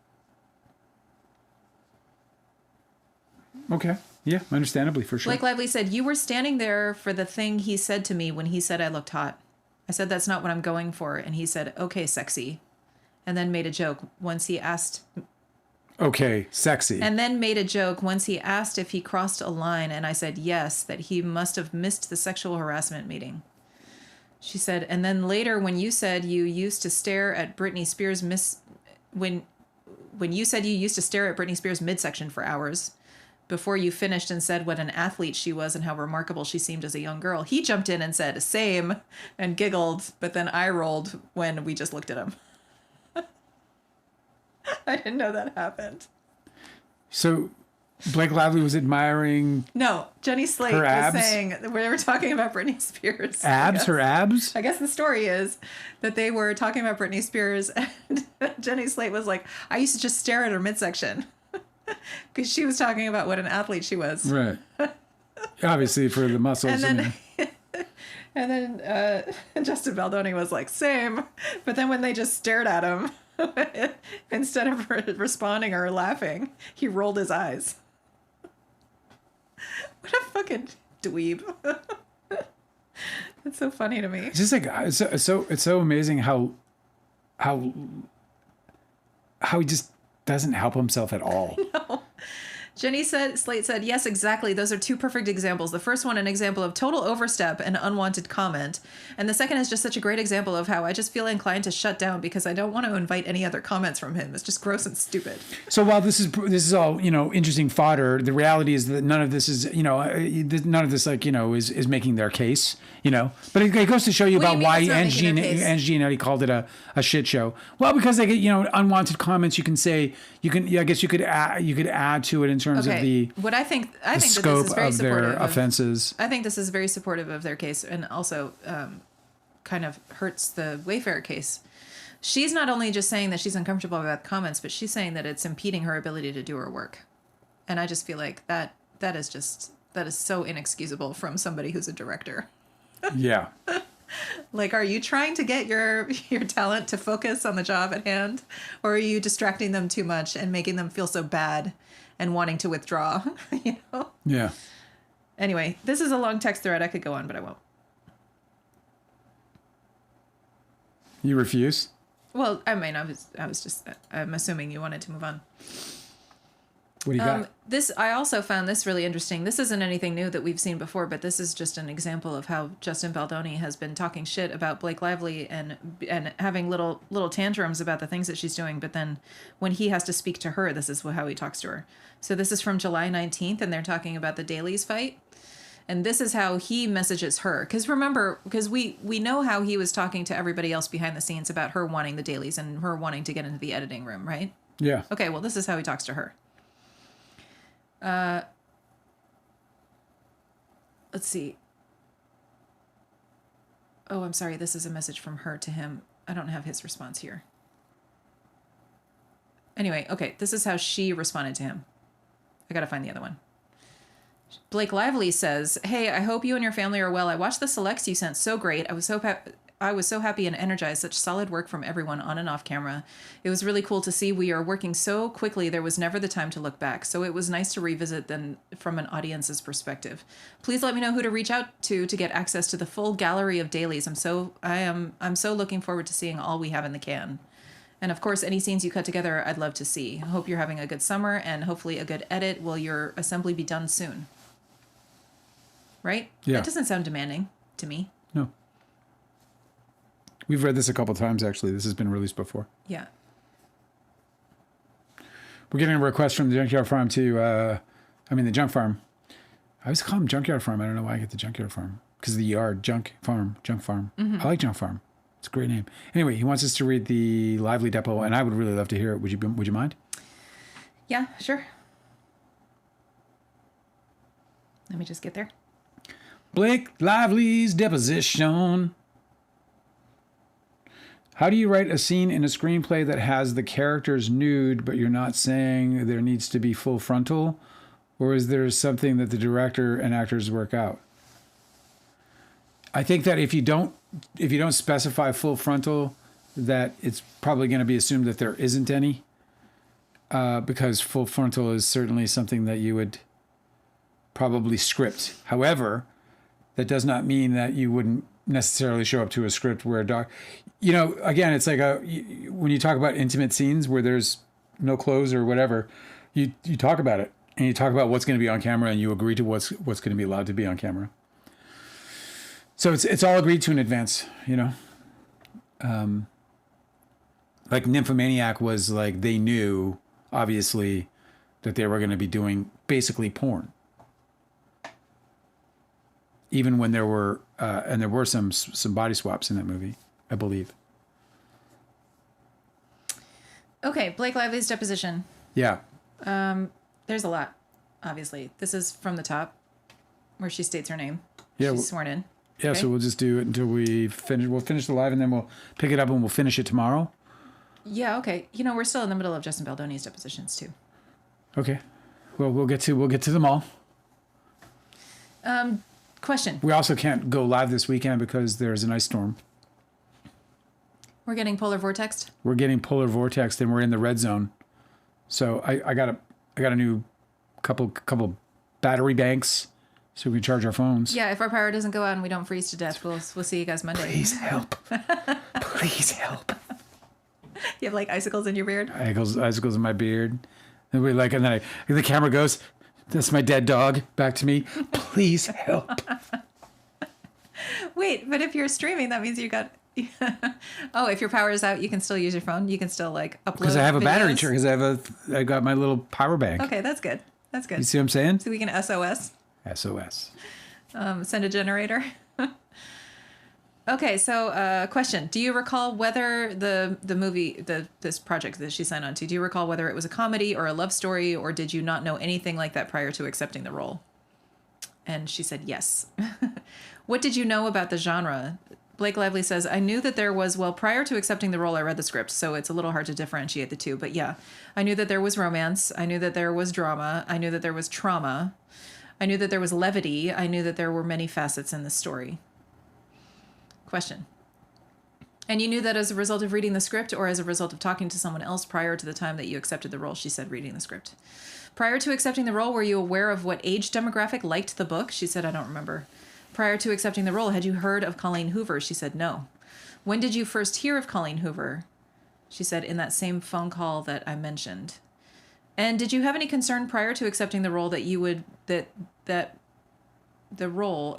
would be some sort of an issue, that you would be both the lead actor and also, be the director, or sorry, this is not continuous. Sorry, there's a 10-page time jump, sorry. Excuse me? Next question. And did you have any concern prior to accepting the role that would be some sort of an issue, that he would be both the lead actor and also, be the director? Baldoni. Okay? Yep. She said, I have worked with actors before who have been both the actor and director, so it's not necessarily an immediate concern, but there are many factors at play with each person. And were there factors at play specifically with Mr. Baldoni as the male lead and the director during that time? She said, specific to him, not necessarily. Every job, you have to consider all elements and all factors. It's so digital. All elements, all factors. Yeah, well, she just sat down for the deposition too, so she's still like, I'm gonna answer the questions that are asked of me, and I'm not gonna do. She's like in robot mode. Everything's a little tight. Okay, prior to accepting the role to play Lily Bloom, had you met Justin Baldoni? She said yes. On how many occasions? She said one. Where was that meeting? She said, in New York, in my apartment. How long did that meeting last? She said, I don't recall. It was a couple hours. And do you recall when that meeting was? She said, December of 2022. All right. It's like, she says my apartment, then I think about my apartment. Oh, yeah, for sure. Her apartment is just like our apartment. For sure. Oh, my apartment. It's so relatable. You an can apartment. picture the same thing, I'm sure. Her apartment has fucking 28-foot windows. She has, for sure, her hardwood floors are stained with what could have been like somebody left a potted plant there, or maybe it was a dead body. From like 1947. At some point in the past. Okay, question. So there's a big time jump. We're just getting little snippets, okay? So this question, did Steve Sarowitz affirmatively do anything himself that made you feel uncomfortable or you felt was inappropriate? Okay? Yes. She said, I felt him attending the birthing scene was inappropriate. For sure. So he attended. He fucking did. scene. You know he did. You know he did. She's not going to forget that. He says that he wasn't there during the birthing scene. There's no way there's no way. And by the way, he's there that day. Just happens to be a coincidence that it's also the time that his buddy, because did you know that Steve Sarowitz was also buddies with the guy who goes between the legs? Yes.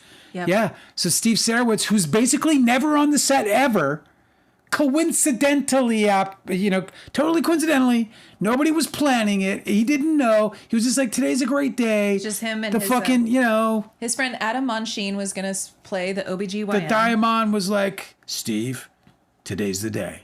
Go to the set for 10 minutes. And Steve, out of his busy billionaire life where he's going to sit there and go, what? He showed up on the set, just happens to be the same day that his other best friend is there, all up in that Blake Lively birthing scene. Come on, man.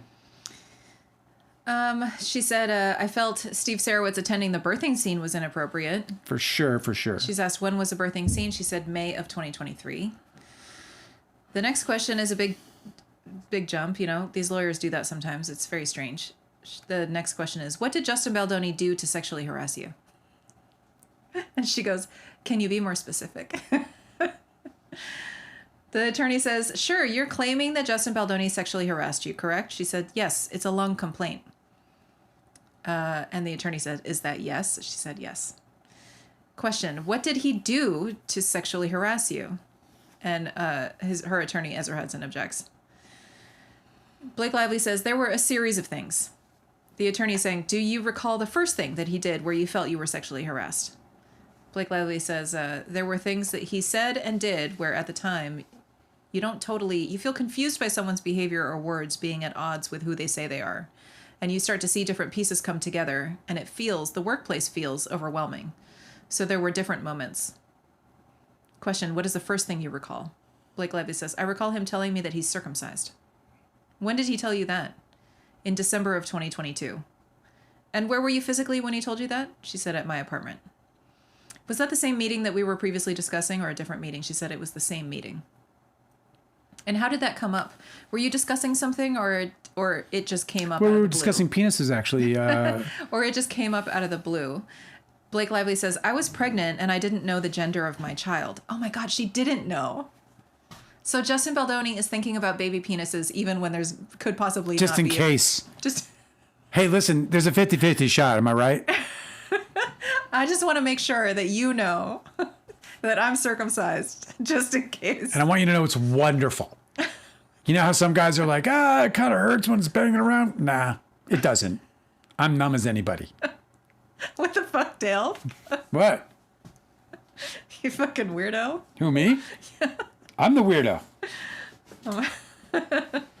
Hey, listen, continue. Okay, question. And how did that come up? Were you discussing something or it just came up out of the blue? Because how could it not just come up out of the blue? Right. There's no fucking way that there's an appropriate reason for that kind of comment. Oh my God. Blake Lively said, I was pregnant and I didn't know the gender of my child and we were discussing different decisions that parents make and different factors having boys versus girls. I only had girls and we were discussing the different medical decisions people make these days, including circumcision for male babies. Question, and did he bring that up or did you bring that up? She said, I don't remember. What did he say about circumcision? Blake Lively says, he told me the decision that they made for their child, they being him and his wife Emily, and then he offered that he was circumcised. Like father, like son. That's what I always say. And did you say anything in response to that? She said, I was in shock. You say you were in shock. You couldn't speak or, and Blake Lively says, I don't know. I don't know what I said or did.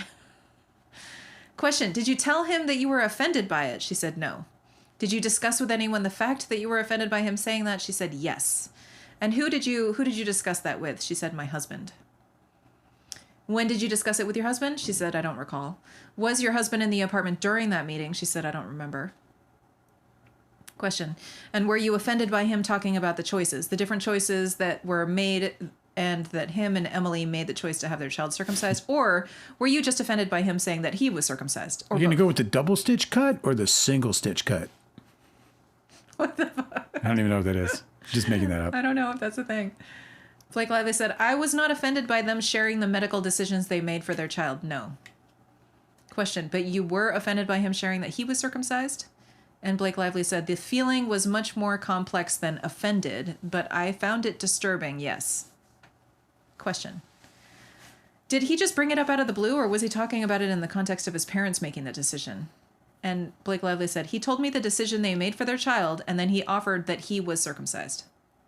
I'm cut, Like, how do you bring it up? I don't fucking know, Where's dude. the bridge? I don't fucking know. How do you bridge it? You'd be like, I don't know. We decided that it was good for our kid because I'm cut, Blake. Like, I really just don't weird? understand how you're getting there. What's really weird is that, like, okay, so we know who Justin Baldoni's parents are. They figure prominently in his public life. Like, I know what his mom looks like. I know what his dad looks like. They've spoken publicly. They've appeared in the things he's made. So I know he wasn't raised by wolves. Right. But I don't know why those people look like decent people, and I don't know how they produced a child that doesn't know that you don't say these sorts of things. I'm just trying to figure out, like, how do you say it? Like, in your first meeting, I'm circumcised. in a work meeting. Just random. It's like it's just such a He's got something fucking wrong with his brain, dude. I don't get it. Okay. Question. Did he say anything else about that? Blake Lively said, about what? Could you be more specific? She said, about him being circumcised. Blake Lively said, about him being circumcised, that's all I remember. Did his comment in any way cause you to reconsider whether you wanted to do the film or not? Blake Lively said, I found it disturbing, but given that it was one comment and he seemed nice, I wrote it off as him taking a benign conversation too far, and hoped and assumed it would be an isolated incident. Did you ever tell him that he had taken that comment, and by making that comment, he had taken that too far? She said, yes. Okay, and when did you tell him that? She said, me personally? The question's yes. She said, I believe the date was January 4th, 2023. So a couple of weeks later. January 4th, 2023. Yeah. Okay. They're going to ask about it. Let me see. It was December of 22. This actually... That they had the conversation in her apartment. Here, let me see what they say. Prior to January 4th, 2023, had you told him that he had taken that too far and that was an inappropriate comment? And then she asked that specific comment, and then we lose a page, but it picks up here. She's being instructed not to answer something by her attorneys. And then she says, can you be more specific with your timing? And the attorney says, sure. Did you, after he had made that comment, after that meeting, did you tell your... And then she's trying to figure it out. Blake Lively says, immediately after, is that what I just want to understand? The attorney is saying, at any time, I want to find out if there is some point in time where you told your manager or you told your agent. I'm just trying to find out when that was, if there was a time that you told him. Cosmic Urgency just said, I do feel like he has a magnificent unit, to be honest. Well, he fucking talks about it all the time, so probably. But what the fuck, man? Nobody needs to hear that shit. There's just too much information. He calls I know it about His this Holiness. Man. It's all was against my will. I don't need to know this much about this man. He needs to fucking learn to keep his personal details to himself. It's crazy. Ezra Hudson is trying to refine the question. Is your question limited to manager or agent? And Brian Friedman says yes. Anyway, Blake Lively says, I don't recall when or if I told them that my manager or agent that specific comment. I believe I did. You believe you did. You just don't recall whether you did or not. She said, I believe at some point from the time that comment was made until now, yes, I do believe that I've discussed that with them. Do you recall when you discussed it with them? I mean, was it closer to now or closer to when the comment was made? She said, I don't know. And you said that you've discussed it with your husband. Is that correct? She said, yes. When did you discuss it with your husband? She said, not immediately after. He says, when you say not immediately after, was there a point in the future when you did discuss it with your husband? She said, yes. He says, when was that? Blake Lively says, when more incidents occurred that made me feel disturbed. Did Justin say anything else during that meeting in December that made you feel uncomfortable? She said, not that I recall. Okay. We've got a time jump here. It's a few pages are unavailable. That's okay. This picks up because he told me that he was rewriting the script and had almost entirely rewritten it. In April of 2023, were you also rewriting the script? She's asking, can you be more specific with the timing? He said, sure. At any time in April 2023, did you work on a rewrite of the script? She said, yes. After the events that I just described to you, yes. In April of 2023, had you read the novel It Ends With Us? She said, no. I told Justin about my process very early on. What do you mean by that? Blake Lively says, I mean that I've been a part of a book to film adaptations in many circumstances. And sometimes there are times where I've read the book in advance and there are times where I haven't and I found that what works better for me is to not read the book in advance because it is hard for me to see the blind spots in the film because you can't unlearn what you know from the book. You can't fill in story or character holes from what you know from a book. So I like to look at the film as its own piece to make sure that it works on its own. That's very smart, don't you think? I think it depends on how you can compartmentalize the way you think. I really love and that, though. Like, adapt. It's a totally viable and great she's process. Specifically like, are there holes? And if she already knows the story from the book, she might not be looking for those. They might not stick out as much because she's already filled it in. I told you.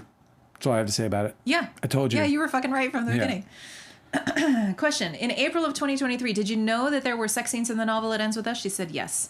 And did you know what sex scenes there were? She said, I don't understand your question. I guess this is Brian Friedman asking these questions. Yes. And they suck. He's not good at this. I think it's him. Keep going. She said, I don't understand your question. And he goes, the book, It Ends With Us, has sex scenes within the book, correct? She says, I believe so, yes. He said, you're not sure though, right? She says, I know there are sex scenes in the book, yes.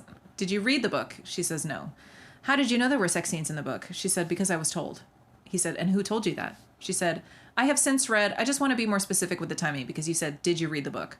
Are we talking about April of 2023? What time period are we talking about? He said, we're talking about it any time. She said, I've since read many chunks of the book. When you say chunks, what part of the book did you read? She said, the rooftop. All the spicy shit. What are you talking about? You know. The sympathetic, the apologetic thrusts. The apologetic thrusts. Brian, you know. I was listening to the audiobook and following along, like with the book to like screenshot for this stuff we're doing.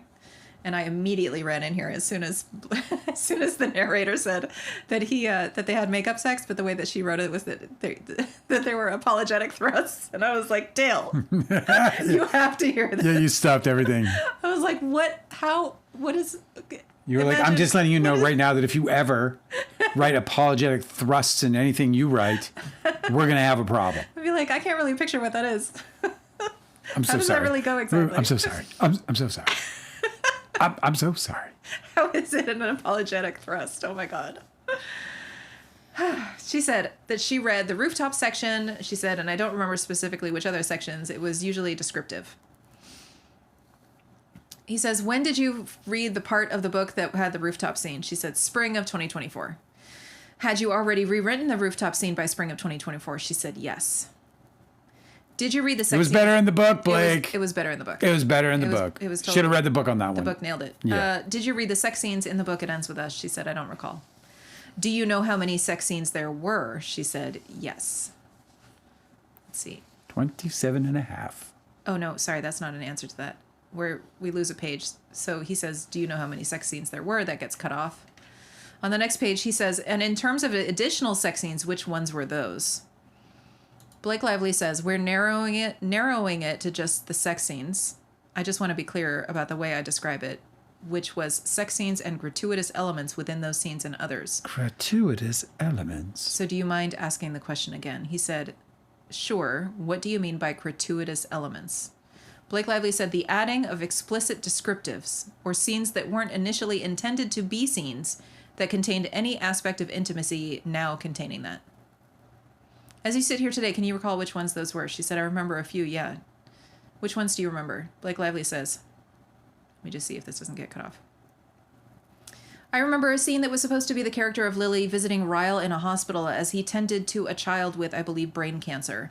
And her observing him kindly and then inviting him to dinner with her mom becoming a scene in which Lily pulls him into a medical closet and starts role-playing naughty doctor with him as she invites him to dinner, asking him to, I don't remember the literal words, but to examine her. Oh my God. Are you hearing this? Yes. Fucking Justin Baldoni is just... It's just so bad. I was distracted because they're talking about the magnificent unit in the chat. Oh my God. And people are dying laughing. Guys, can we not? I think we should come up with like magnificent unit merch. Okay, we're banning everybody. It just Everybody's has magnificent banned. unit on it. Everybody's getting banned for that. Get your magnificent unit mug. Okay, but I want you to listen to this Yes. because this is crazy, okay? Yeah. Can you start back up? Okay, which gratuitous she's asking him about gratuitous elements, okay? Yes. I'm sorry, he's asking her. She said, he's asking, which ones do you remember? She said, I remember a scene that was supposed to be the character of Lily visiting Ryle in the hospital as he tended to a child with, I believe, brain cancer. Okay. Yeah. And her observing him kindly and then inviting him to dinner with her mom. Right. But then that became a scene in which Lily pulls him into a medical closet and starts role-playing naughty doctor with him as she invites him to dinner, asking him to, I don't remember the literal words, but to examine her. Yeah, I know you're worried about your patient with your pediatric brain cancer She patient. can wait. She's not going to make it. There's more. It's not a big deal. She's not going to make it. I can tell you right now. Yeah, we can bone in this. We're just making her comfortable. She can wait. Let's do this. It smells like fucking salve and latex in here, but yeah, sure. Yeah, like it's just the places, you know. This I guy, know. he's like, I want to fuck her in the hospital and then in a sports bar, and Unbelievable. Then she said, I remember the description of cunnilingus, the inference being an important element, and seeing Lily's face as she experienced the pleasure. And I remember Lily and Ryle climaxing at the same time together on their wedding night. And the question... These were all auditions? Yeah, the attorney said, and those were all added in there after the script that you had reviewed when you agreed to do the film. Is that correct? She said yes. That's fucked up. Cunnilingus is fucked up. Like, if you're suddenly like... I'm sorry, what? Yeah, I'm going to go down on you. I'm going to bury my face in your It's going to be great. I'm good. I'm good. I wrote that just for me in my scene. I can lift weights with my tongue. And at some point, the attorney's asking, did an intimacy coordinator go over some of these scenes with you and ask whether you were comfortable with them or not? Blake Lively said that would not be standard at that point in the production in my experience in over 20 years. He said, at some point, did you express or cross out the cunnilingus scenes? She said, I expressed discomfort with the sexual additions. Did you have reason to believe that those were added to the scene not for a creative reason? Sorry, I think this gets cut off too. Yeah, we miss a few pages. I'm sorry, I don't get to see what the rest of that was.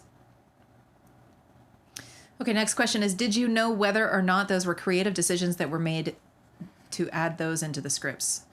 Blake Lively is saying, if you're asking if upon reading, is that the timing? He says, yes. And then what's the question? He said, the question is, did you know whether they were added because it was a creative decision that was added that would make, in Justin's opinion, the film better? Or did you believe that they were just added because he wanted to just add a bunch of sex scenes in there? She said, I wasn't sure. I don't know, Brian Friedman. Do you think him going down on me was going to make the film better? Did you think him having me want to play naughty doctor with him in a medical closet was going to make the film better? Like, that's going to put butts in seats? After a scene with a pediatric cancer patient? You know, because, like, you know, everybody's in the mood at that point. You know? Unbelievable. Perfect Justin moment Baldoni. for Spice. You'd be like, don't worry, honey.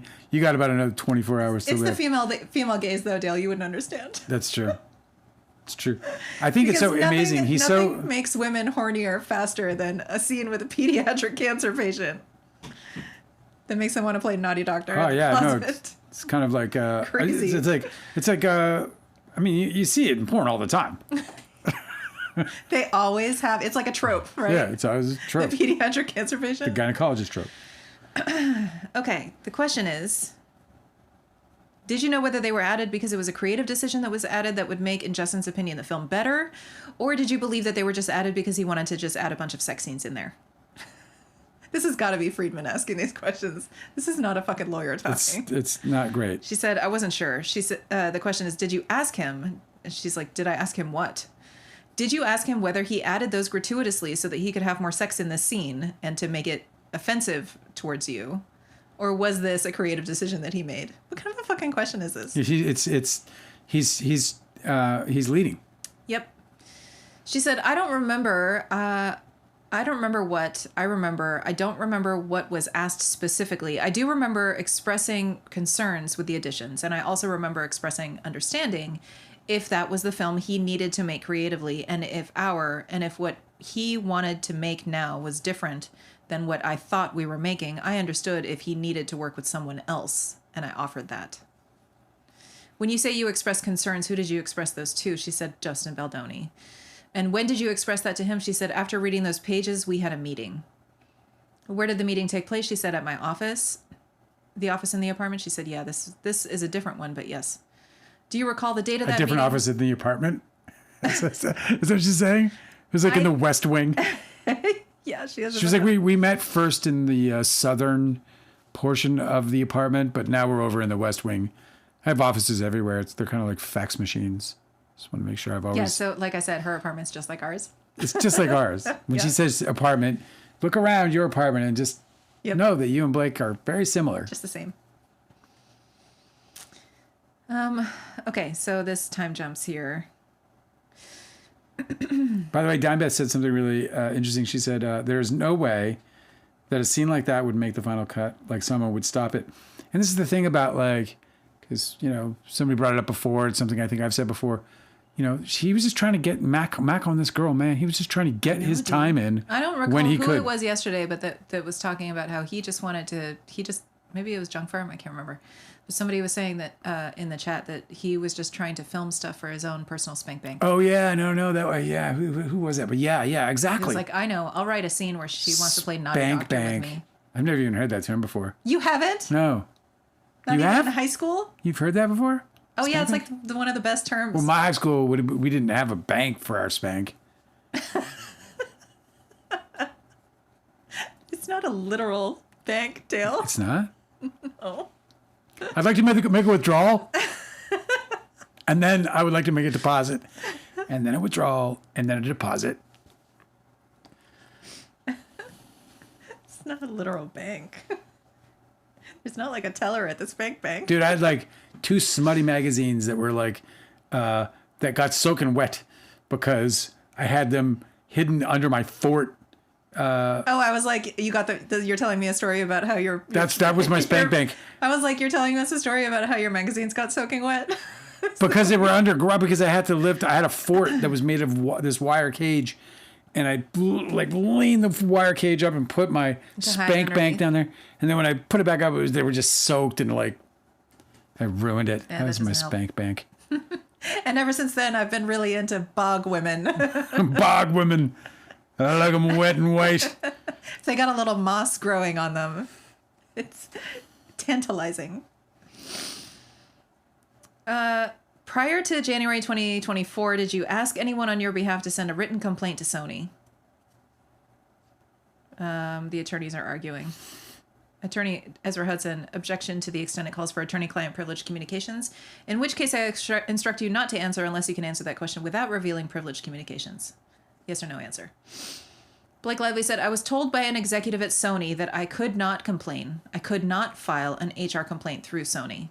And who told you that? Ange Gianetti. Yes. And when did she tell you that? She said May of 2023. Remember, that is the first month that they were filming. Did she tell you that on the telephone or in person? She said telephone. Did you call her or did she call you? She said, I believed I called her. Do you know, was it in the evening or during the day? She said, I don't remember the time. Do you recall when in May that you called her? She said, late May. And what did you say to her? She said, we spoke about a few things. What do you recall? What I said to her in general, or are you asking? He said, as much as you can recall. She said, me She said, I and my baby had contracted COVID from the set, and we discussed that. We discussed issues with scheduling and that we weren't making our days. I asked her if she was told that the crew was asked to come in early so that I could attend a concert because I had a feeling that while I didn't solicit that, it was offered to me as a way to make the day because we had a strict cutoff in Hoboken. And we were falling behind and they wanted me to come in early. And I was often coming in early because we weren't making our days. They said, do you want to come in early and we'll get you out for this concert? And I said, I'm happy to come in early. I'm here to work. I don't need to go to a concert. I'd love to go to a concert, but I'm not asking, I would not ask work to accommodate that. And they said, no, it's better for us. And I said, okay. And I had a feeling that it was being presented as if I was the one that requested that. So I asked her if that's how it was presented to her, and she confirmed that yes, it was presented, that I asked for everyone to come in early so that I could get out for a concert. What a bunch of bullshit. I know. What and a I fucking... expressed concerns with our first AD that I understood our other producer, Alex Sachs, had shared, and I discussed wanting to file an HR complaint with Sony given the experiences that I had had with Justin Baldoni and Jamie Heath. What a bunch of fucking... Man, just people suck so He's bad. Just scapegoating her straight from the start. Right from the start. And it's just like so weird. Like it's your star. Yeah. Your whole movie's on this fucking, this woman is carrying the $50 million on her shoulder. Not only carry, like all through the promotion of the film, she has to fucking carry that like alone. So her biggest, most busiest time is she's got to shoot the film and then she has to do fucking promo around the clock. Her and Justin Baldoni constantly doing promo. And he's going to fucking mistreat her like this? It's crazy. The fuck? Did you tell Anne during that call what experiences you had with Justin and Jamie Heath? She said, I started to, yes. When you say you started to, can you tell me what you recall saying to her? Blake Lively said, I recall telling her that while on set, Jamie had approached me, asking if I had a minute without telling me what he wanted to show me, and that it was a video of a naked woman. And that I was very concerned and disturbed, and I asked him to stop. And then I told her that I felt like the set was untenable and unruly and that there was no structure and that there was no one in charge and that the people who were in charge were misbehaving and that I felt like I had nowhere to go. And she said, well, you can't file it through Sony because we don't run physical production. We're just the distributor. You have to file it with Wayfarer. And I said, well, so I file it with them about them and they're meant to investigate themselves and share the results and make it better and safer. Do you guys have visibility into this? And she said, we don't oversee physical production. And I said, okay, then just please don't say anything while I want to talk to my team and I want to understand how to handle this because this is a really unique position. This is interesting because this is totally in contrast to what Ange Giannetti testified to about this. She says it entirely differently. None of that is in her testimony. In her deposition testimony? None of it. What did she say? She says that she told Blake Lively that she didn't believe that it warranted, or that the reason she didn't file an HR complaint or allow for the filing of an HR complaint was because she didn't believe that the complaints warranted an HR complaint. She didn't say anything about, in her testimony, if I remember correctly, and I did read the being deposition shown a they video dropped. Of his nude wife doesn't warrant an HR complaint? She said it did not. That's wild to me. She said it did not. Okay, that's weird. Fucking weird. Okay. Also, I don't even understand like why people get to decide what gets complained to or not. Like, yeah, I want to file a complaint, fuckface. Well, obviously, that's how I feel about it. I mean, obviously, that was a really bad decision because you've got Blake Lively saying, "Okay, well, I'm going to circle up with my team, and we're going to come up with an alternative solution." Yeah, I mean, it provokes the producer, 17. It provokes that whole 17 points. It's like she's not killing the monster when it's little. She's making it spread farther. It's a terrible decision. Ange Giannetti, while she was relatively new in her position at that time, and I think it shows potentially. So Blake Lively continues. She finishes. Let me just continue with this for a second because Deanne's calling of her testimony. Okay. She said, she told Ange Giannetti, I want to talk to my team and I want to understand how to handle this because this is a really unique position. Blake Lively says, you don't normally have the studio also be the director, also be the co-star, also be the financier. When signing on to the film, I thought Sony had a greater hand in the film, which is part of what gave me confidence. And that was really shocking and unsettling. And so I asked her not to say anything while I figured out how to handle it to make it safest and make the workplace tenable for me and others. I also expressed what others had experienced, but I wasn't going to speak for them. question, when did you find out what Sony's role in connection with the film? Sorry, when did you find out what Sony's role was in connection with the film? She said, that was the first moment that I understood them not to have as meaningful of a... And it gets cut off. Yes, you were going to say. I don't recall. Were you going to read from the chat? Is that what happened? Oh, yeah. Deanne said, where is it, Deanne? They shot should comply, That's not it. Yes, junk. Absolutely. That's not it. Ange the Snake. Well, what's interesting about Ange the Snake, that was what I was going to refer to. What's interesting about Ange the Snake, and while I just don't agree with with anything that she did in that in the way that she handled that, I think she handled this wrong. Yeah, look at how it got bigger. It got worse. Yeah, she had the opportunity to squash it. Totally mishandled. Really lazy. Like it's kind of just feels lazy to me. But they almost have no choice but to play both sides. Like Sony? Yeah, position-wise, it's just like if they take a side, then they create an imbalance that way. Yeah. So what they need to do is placate and placate and placate and placate and placate and placate. Yeah, but she just totally punted. She was just like, not me. That doesn't mean that they didn't, and according to many of the, and I think their opinions changed over time, but I think early on, Blake was the bad one here, because it was like, oh God, here we go. She's going to nitpick, Yeah. Like every little thing. Oh, he looked at me and he batted his eyelashes at me. Surely that means he wants to assault me. These kinds of like that mentality of because after Me Too, you would just assume that there could be something there, right? Because everybody is trying to obviously everybody agreed that if you say something, if you see something, you should say something. I think anybody who asks to file a complaint should be allowed to file a complaint. I mean, of course. Just file the complaint, and then the fucking HR department can be like, this complaint isn't warranted by facts, or this isn't supported by facts. However, if you ever feel unsafe or blah blah blah, please be sure to contact us immediately. And then that's it. And then you have the incident. It's been dealt with. It has a resolution to it. It's stamped. Like in my production, I would never leave that. I would never just let it linger. Be like, oh yeah, I don't think it's warranted. Complain. Yeah. Make your complaint. Right.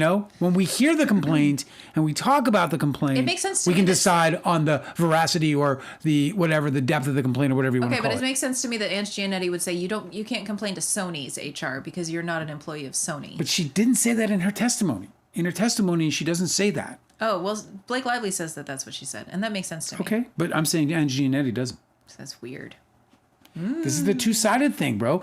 Because what that tells me is that Ange Giannetti did have the wherewithal. What it sounds like is that while under oath, Ange Giannetti didn't want to represent that they couldn't accept and filed HR complaints on behalf of any cast or crew on the production because that's probably not true. But I can tell you right now that I feel very confident that I would remember.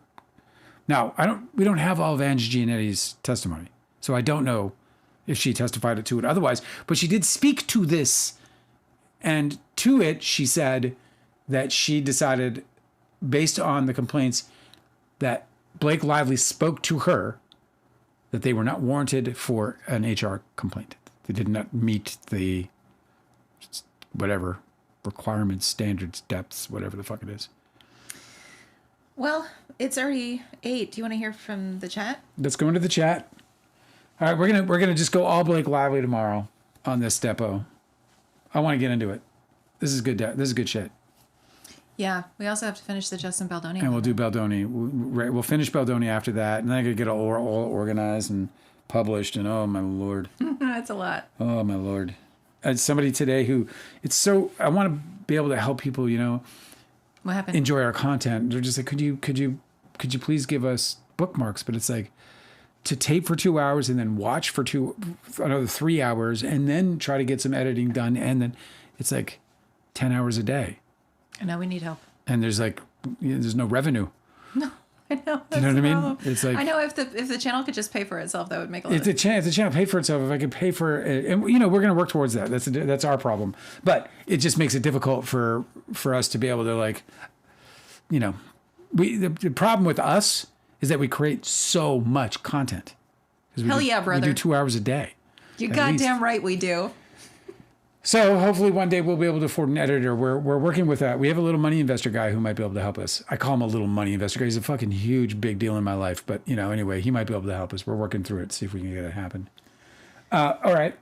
Okay, so a scientist said that Ange Giannetti also went and told Jamie Heath and Baldoni about Blake Lively's complaints after Lively asked her not to, while she worked out what she was supposed to do about it, to make the place a safer workplace. Yeah, she was playing both sides, and she did a terrible job at it. Yeah. And again, I mean, on the one hand, I understand why she's playing both sides or why she feels like she has to, but certainly out of line to do this. Certainly out of line, like wildly. Feldbaumling said it's not like Blake had a history of complaining about her co-stars, though. She had plenty of simulated sex throughout her career with not a single issue, as far as I know. No, this is not a Blake Lively problem. This is a Justin Baldoni problem, and Ange Giannetti gave that up in her deposition when she said that it was a shit show. Listen, when you have an unstable environment, you're going to have these kinds of issues come up in any kind of organization, but certainly on a movie set. I mean, the whole point of a movie set is to make it run smoothly. The whole point of a producer's job is to make it run smoothly. That Ange Giannetti is just sweeping shit under the rug and double talking in the way that she was. I'm just really surprised that Sony isn't, embarrassed by her in many ways. So far as this is all, I say this based on what I'm getting from, and listen, man, studio executives are not like the favorite people on set ever. Almost ever. Yeah, at least this is what I'm told. They tell you what you can't do? Yeah, because they're there to keep, like everything studio advantaged, not actor advantaged, or does that even make sense? Hanada said a hospital closet wouldn't make any movie better. It's also like, why is he writing scenes that would be difficult to shoot? Like, is he that new at it that he doesn't realize that trying to film like a makeout scene in a hospital closet and like to light it and audio tape it would be like really difficult? Well, usually what happens is like a guy like, he'll be like, oh, I got this great idea. Well, this really, and then the first AD will be like, no, you don't. No, you don't. Yeah. No, you don't. But he should know that already. Your idea is a terrible idea because your idea is going to, take a day and whatever, and blah, blah, blah. Yeah, it's like a whole new setup in there.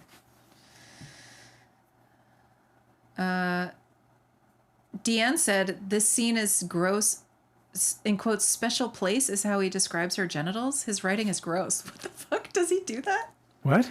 Who said this? Does he describe her genitals as special place? Was that some like puritanical religious thing? Well, it's amazing that you said that because Ryle touches Lily in her special place.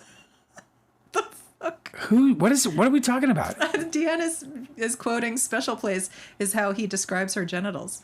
His writing is gross. We actually do have I had an ex, and I was just like, what are you doing?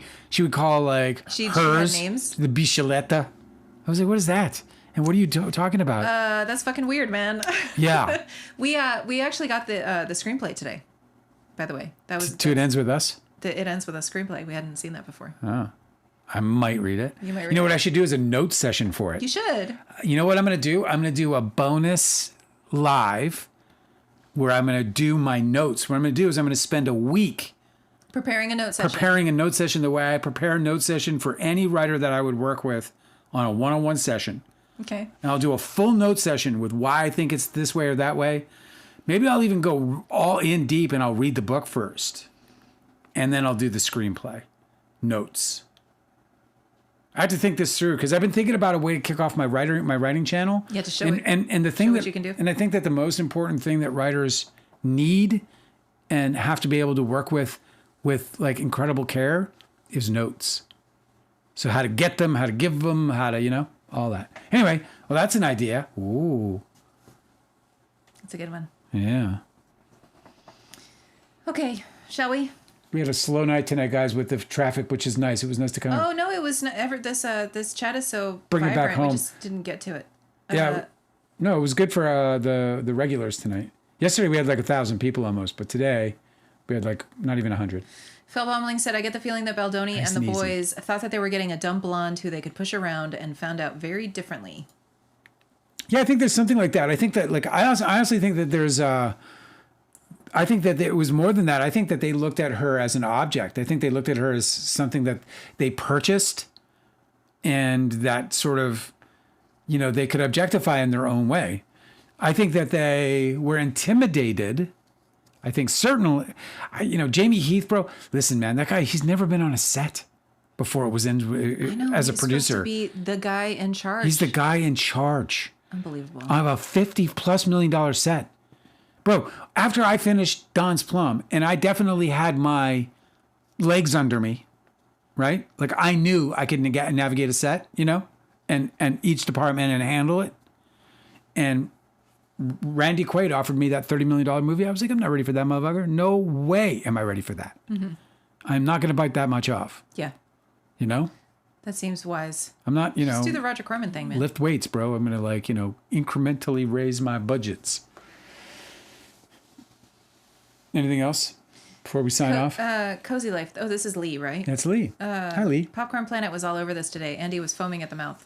What? Oh, for her depot? No, probably the hearing, the motion for summary judgment. Oh, but also I think that Blake Lively responded to the Popcorn Planet, some whatever stage in litigation they are. Just go get him. I just didn't. I didn't read it because it's too much. I got so many things to share with you guys when we get a little break of fresh air, that cows are really smart and that cannabis provides sustained relief for patients with treatment-resistant depression. I got lots of stuff to talk about. Yeah, I got some really good shit. But I got to hold off onto it. But, I'm going to get organized with all of this stuff this week. It's tough because it's coming in and we're just it's great though on it all day. So what I did with your case and your depositions was I took all of the questions for each deponent, right? And I took them out of their context and then I put them back together so everybody's answering the same question about each event, and I organized all that. So I'm going to just make a timeline with everybody talking about each event as it happened. And hopefully I can make that shareable so people can navigate that so that when people have to be like, oh, well, for instance, Justin Baldoni and Blake Lively are having a kumbaya well about this one issue, like the dailies, right? But then he is behind her back talking so much shit to everybody about how he's basically feeling bombarded and, completely taken over. But then when he's talking to her, he's like, everything's fine. So it's just really, I think it would be interesting to have that all in one place, so you can see the progression of how all of this case went.